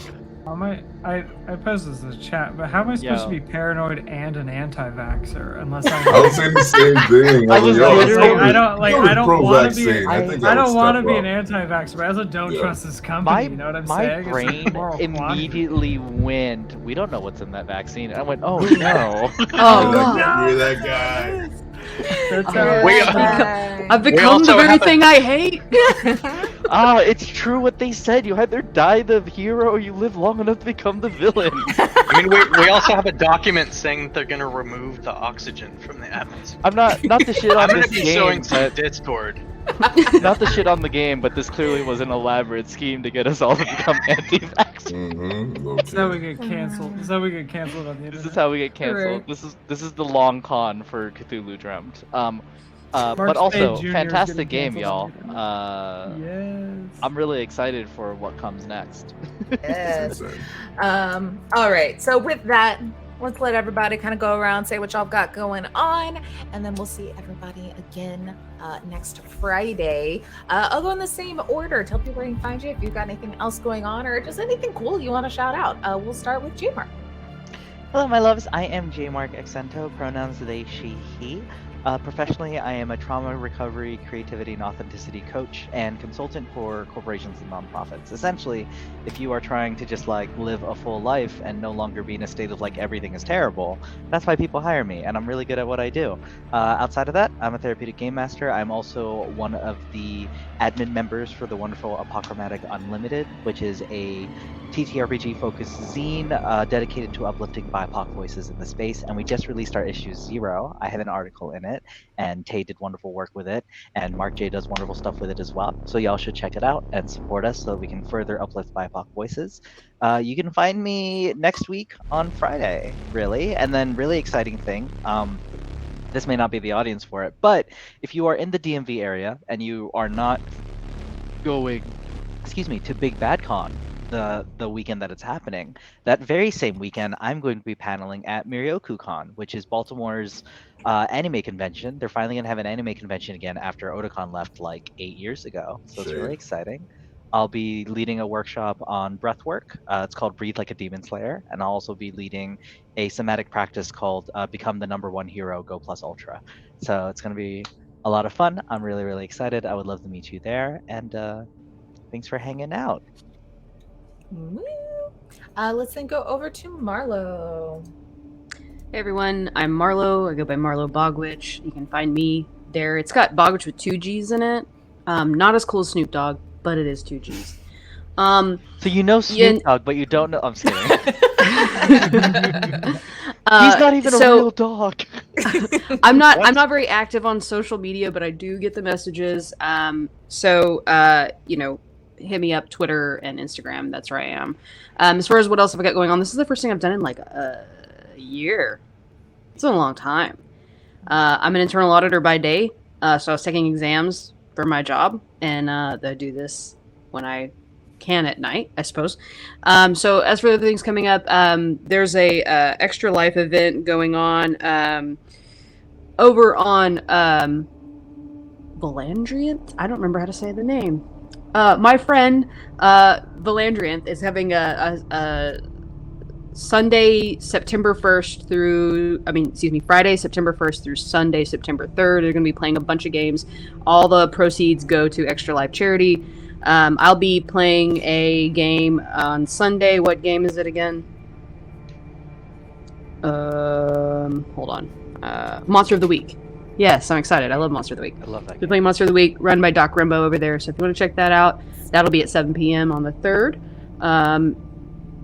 Other than that, I don't really have anything else. I'm in a podcast. I do podcasting too. That's how I kind of got started on this. So what used to be the editor for and a player on Sins of the Father. It's a 5e game. It's no longer running, but the episodes are great. First season's all out, and this is part of the second season.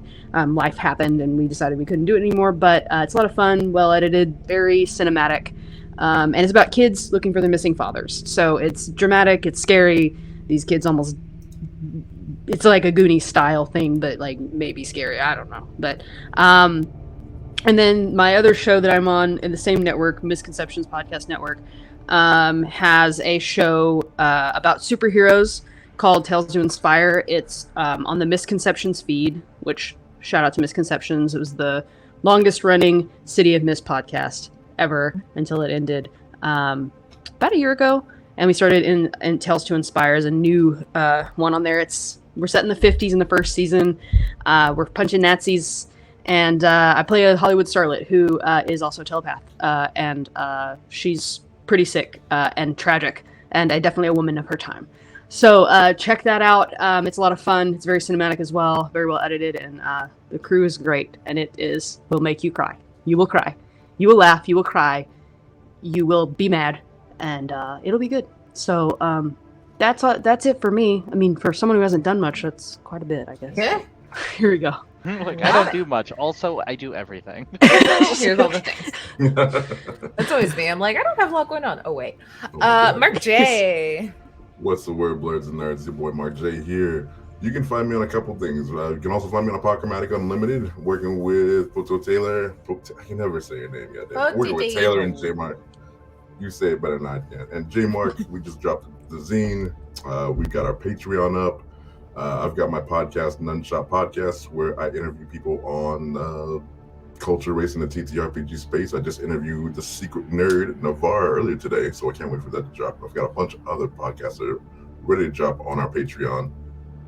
Beyond that, I am an award-winning TTRPG performer. I am a writer. I am a poet, a genius. I know it. And y'all can find me at More Than Merry on Twitter. Actually, don't find me on Twitter. Fuck y'all. GM Mark J on the blue ski, as I like to say. Get on that blue ski, baby. That's me. Heck yeah, let's go over to Jake. Hey, I'm Jake. I go by Takes Jokes. I'm really nowhere on the internet. I'm here and I'm in the Discord, and I guess TikTok. But I haven't really. This is the first game I've played in a year and a half or 2 years. I think the last one I played was Urban Shadows with Cyberwolf Connor. Been forever. That was such a fun game. Fantastic game. So good. I've played a few other Lasers and Feelings hacks on here, and Cyberpunk before HSC was a collective. But yeah, when it was just a high shelf. Yeah. It was just the high shelf. Yeah, I work in medical software by day, so that has most of my time, and yeah, I like watching the content here. But yeah, thanks for having me again. Ethan. Oh, hey, that's me. I'm at EJ the Gray in various places on the internet. I think Blue Sky's my promotional social media now. I just scroll on the others. But yeah, you can find me here for this next week. What else I got coming up? I'll be in JT's Beacon game at the end of next month, so that'll be kind of the next thing I got coming up. But other than that, I'm just around. If you want to run a game on this lovely Twitch channel, just let me know and we'll figure that out. I love making everybody's weird ideas happen. Like Hoop came to me and was like, what if we did a slasher flick game with 2 different groups and then a survivor group for the 3rd game? And I was like, that sounds ridiculous. Let's do it, please. And then we figured it out, and I think it's gonna be great. It went so well, so I'm so happy with it. So just let me know if you want to do that. That's what I do. I just put things on this Twitch stream. So I'm sad I missed the last Shark Tanks. Yeah. We do need to do another one of those. So if you want, you can hang out in the Discord, and maybe you can just have a fun PowerPoint party night where you pitch all your fun games that you want to do. So fun. And even if you don't do them, you still get to get that idea out and get everybody to hype you up, and it's just a fun time. So we'll be planning one of those. Can we do a PowerPoint night where instead of pitching a game, we just info dump about a topic we're passionate about? Because those are my favorite. Also those that are awesome. Would be amazing. Yeah, that would be very fun. I love those. But yeah, that's all I got. Heck yeah. And then I'm Taylor, or at _potato, or just potato, because some places don't like the underscore, and that's my life now.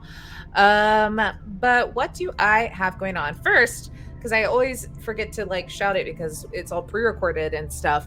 Everyone should go listen to Bloom and Blight wherever you choose to listen to podcasts. It is A Girl by Moonlight, which is a new Forged in the Dark game made by Evil Hat. That's a little magic girl, and it's great. And I am GMing that. We have a absolutely wonderful cast. Anna and Kit have been editing it, and it's beautiful. And every time I listen to an episode, I'm like, this is so professional. What the heck? How? We have a 2-part first episode and then 2 other episodes out. So you got 4 to go listen to right now. They're all, hour 45 or so. And it's great. And we have a recording this Sunday, and it's going to be so painful. So everybody listen so y'all can get ready for this. Then, yeah, obviously I'm running this next week as well. And then the following week here on High Shelf, I will start a Wild Sea campaign, which I am very, very excited for. You can also find me really just kind of hanging out. Oh, and Wednesday, this coming Wednesday, also right here on High Shelf Collective, is Slasher Flick, which I will also be in, for the part 2 group. So I'm very excited to see how that goes for us. Then be sure to check out Rich Randomness, which is on the 29th, and then every other Tuesday after that. Any other things that I'm doing is just I'm popping over on Lost Caravan. We have about 3 episodes left of a 4-part series of Lancer, which is on Mondays, every other Monday. We've got 3 episodes left of a 4-part Orbital Blues campaign, which is on Tuesday. And then every other Saturday is Fabula Ultima, which is just like JRPG and TTRPG form. And I've never felt more powerful as a mage in my life. So check out that system just in general. It's great. And then, yeah, and all the wonderful things that J. Mark and Mark J said that we have going on over on Apocalyptic, like me luring Mark J to his death in Remnant 2 games, plus then also all the TTRPG goodness. So that is that. Oh, crap, I forget that I'm in charge of rating. Hold. Sub and vamp.